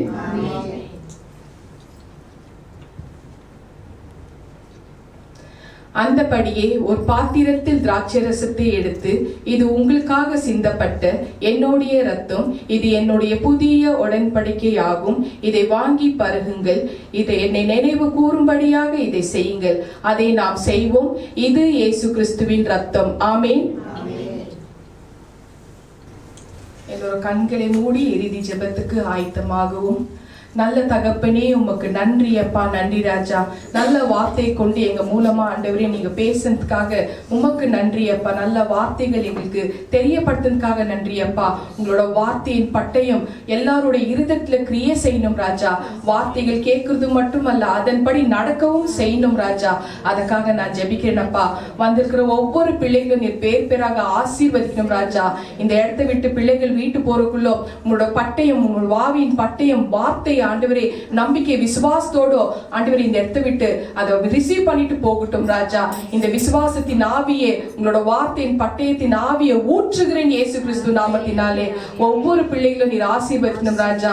நித்திய ஜீவன் பிரேயர் ஹவுஸ் நீர் ஆசீர்வதிக்கணும். மலேசியா தேசத்தை நீர் ஆசீர்வதிக்கணும் ராஜா. இந்த மாதத்துல யாரெல்லாம் திருமண ஆண்டு விழா கொண்டாடுறாங்களோ, யாரெல்லாம் பிறந்த நாள் கொண்டாடுறாங்களோ, அத்தனை பேரும் நீர் ஆசீர்வதிக்க வேணும் தகப்பனே. Thank you Lord. Thank you Jesus. ஸ்தோத்திரம். ஹல்லேலூயா. Hallelujah. ஸ்தோத்திரம் அப்பா நன்றி ராஜா, நன்றி சுவாமி. மை போற்றுகிறேன், மை புகழ்கிறேன், மை ஆராதிக்கிறேன் சுவாமி. ஆம் ராஜா, அப்பா தேவனே, வார்த்தையின் வழியாக நீர் எங்கள் மத்தியில் வந்தமைக்காய் உமக்கு நான் நன்றி செலுத்துகிறேன் சுவாமி. நன்றி அப்பா. அப்பா தேவனே, மலேசியா தேசத்தை உமது கரத்தில் ஒப்புவிக்கிறேன் சுவாமி. தேசத்தை விசேஷ முறையில் நீர் ஆசீர்வதிக்கும்படியாக ஜெபிக்கிறேன் சுவாமி. தேசத்தில் ஆளும் ஒவ்வொரு தலைவர்களையும் விசேஷ முறையில் ஆசீர்வதியும் ராஜா. தேசத்தில் உள்ள ஒவ்வொரு குடும்பத்தையும் உமது கரத்தில் ஒப்புவிக்கிறேன் சுவாமி. பேர் பேராக நீர் ஆசீர்வதிக்கும்படியாக ஜெபிக்கிறேன் சுவாமி. ஆம் ராஜா, அப்பா தேவனே, ஒவ்வொரு குடும்பத்திலும் உமது ஆவியை ஊற்றும்படியாக ஜெபிக்கிறேன் சுவாமி. ஆம் ராஜா, ஒவ்வொரு குடும்பமும் உமக்கென்று எழும்பி பிரகாசிக்க அப்பா தேவனே உமது பரிசுத்த ஆவியானவரை ஊற்றும் ராஜா. உமது வசனமும் வார்த்தையும் அவர்கள் மத்தியில் அசைவாடும்படியாக ஜெபிக்கிறேன் சுவாமி. உம்மை அறியாத ஜனங்கள் அநேக பேர் உண்டு சுவாமி. அப்பா தேவனே, அவர்களுடைய மனக்கண்களையும் திறந்தருளும்படியாக ஜெபிக்கிறேன் சுவாமி. அப்பா தேவனே, வேலையில் கூட வாலிப பிள்ளைகள் அனைவரையும் உமது கரத்தில் ஒப்புவிக்கிறேன் சுவாமி. ஒவ்வொரு வாலிப பிள்ளைகளையும் விசேஷ முறையில் நீர் ஆசீர்வதியும் ராஜா. ஆம் சுவாமி, வாலிபன் தன் வழியை எதனால் சுத்தம் பண்ணுவான்? உமது வார்த்தையினாலே என்று சொன்னீரே சுவாமி. ஆம் ராஜா, உமது வசனமும் உமது வார்த்தை உமது நேமம் உமது கட்டளைகளை பிள்ளைகள் கை கொள்ளும்படியாக ஜெபிக்கிறேன் சுவாமி. ஆம் ராஜா, மாம்சமான யாவர் மேலும் உமது ஆவியை ஊற்றுவேன் என்று சொன்னீரே ராஜா. அநேக வாலிப பிள்ளைகள் உமக்கென்று எழும்பி பிரகாசிக்க உமது ஆவியை ஊற்றும்படியாக ஜெபிக்கிறேன் சுவாமி. ஆம் ராஜா, அப்படியே நீ செய்ய போவதற்காக உமக்கு நான் நன்றி செலுத்துகிறேன் ராஜா. அப்பா தேவனே, ரெவரண்ட் டாக்டர் சுமிதாவை உமது கரத்தில் ஒப்புவிக்கிறேன் சுவாமி. அப்பா தேவனே, ஆவிக்குரிய தாயை நீர் எங்களுக்கு கொடுத்தமைக்காய் உமக்கு நன்றி ராஜா. ஆம் சுவாமி, உமது வசனத்தின்படி எங்களை நடத்தி கொண்டிருப்பதற்காக உமக்கு நன்றி ராஜா. ஆம் சுவாமி, அப்பா தேவனே, அவங்களை நல்ல சுகபலத்தோடு நீர் வழி நடத்தி கொண்டிருப்பதற்காக உமக்கு நன்றி ராஜா. ஆம் சுவாமி, அவர்களோடு கூட நீர் ஒவ்வொரு நாளும் எங்கள் மத்தியில் நீர் பேசுகிறீர் சுவாமி. ஆம் ராஜா, அநேக தீர்க்க தரிசன வார்த்தையினாலே ஆம் ராஜா எங்களை பலப்படுத்தி கொண்டிருப்பதற்காக உமக்கு நன்றி செலுத்துகிறேன் ராஜா. ஆம் சுவாமி, அந்த மகளுக்காக உமக்கு நன்றி சுவாமி. பிரதரே பிரகாஷை உமது கரத்தில் ஒப்புவிக்கிறேன் சுவாமி. மகனையும் நீர் ஆசீர்வதியும் ராஜா. ஆம் ராஜா, மகனை விசேஷ முறையில் என்று ஆசீர்வாதமே காய் உமக்கு நான் நன்றி செலுத்துகிறேன் ராஜா. ஆம் சுவாமி, அவர் கையிட்டு செய்யும் வேலையை நீர் ஆசீர்வதித்திருக்கிறீர் சுவாமி. அதற்காக உமக்கு நன்றி அப்பா. அப்பா தேவனே, உமக்கென்று ஊழியம் செய்யும் மகன் சுவாமி மேலுமாக உமது ஆவியினாலே நிரப்பி வழி நடத்தும்படியாக ஜெபிக்கிறேன் சுவாமி. மகன் கீர்த்தியை உமது கரத்தில் ஒப்புவிக்கிறேன் சுவாமி. மகன் விரைவில் ரட்சிப்பை காணும்படியாக ஜெபிக்கிறேன் சுவாமி. உமது வசனம் அவர் இருதயத்தில் தங்கும்படியாக ஜெபிக்கிறேன் சுவாமி. ரட்சிப்பின் சந்தோஷத்தை மகன் மேல் ஊற்றும்படியாக ஜெபிக்கிறேன் சுவாமி. மகள் ஷேலியும் உமது கரத்தில் ஒப்புவிக்கிறேன். மகளையும் விசேஷ முறையில் ஆசீர்வதித்து பாதுகாத்து வழிநடத்தும் சுவாமி. அப்பா தேவனே, வேலையில் கூட என் குடும்பத்தையும் உமது கரத்தில் ஒப்புவிக்கிறேன் சுவாமி.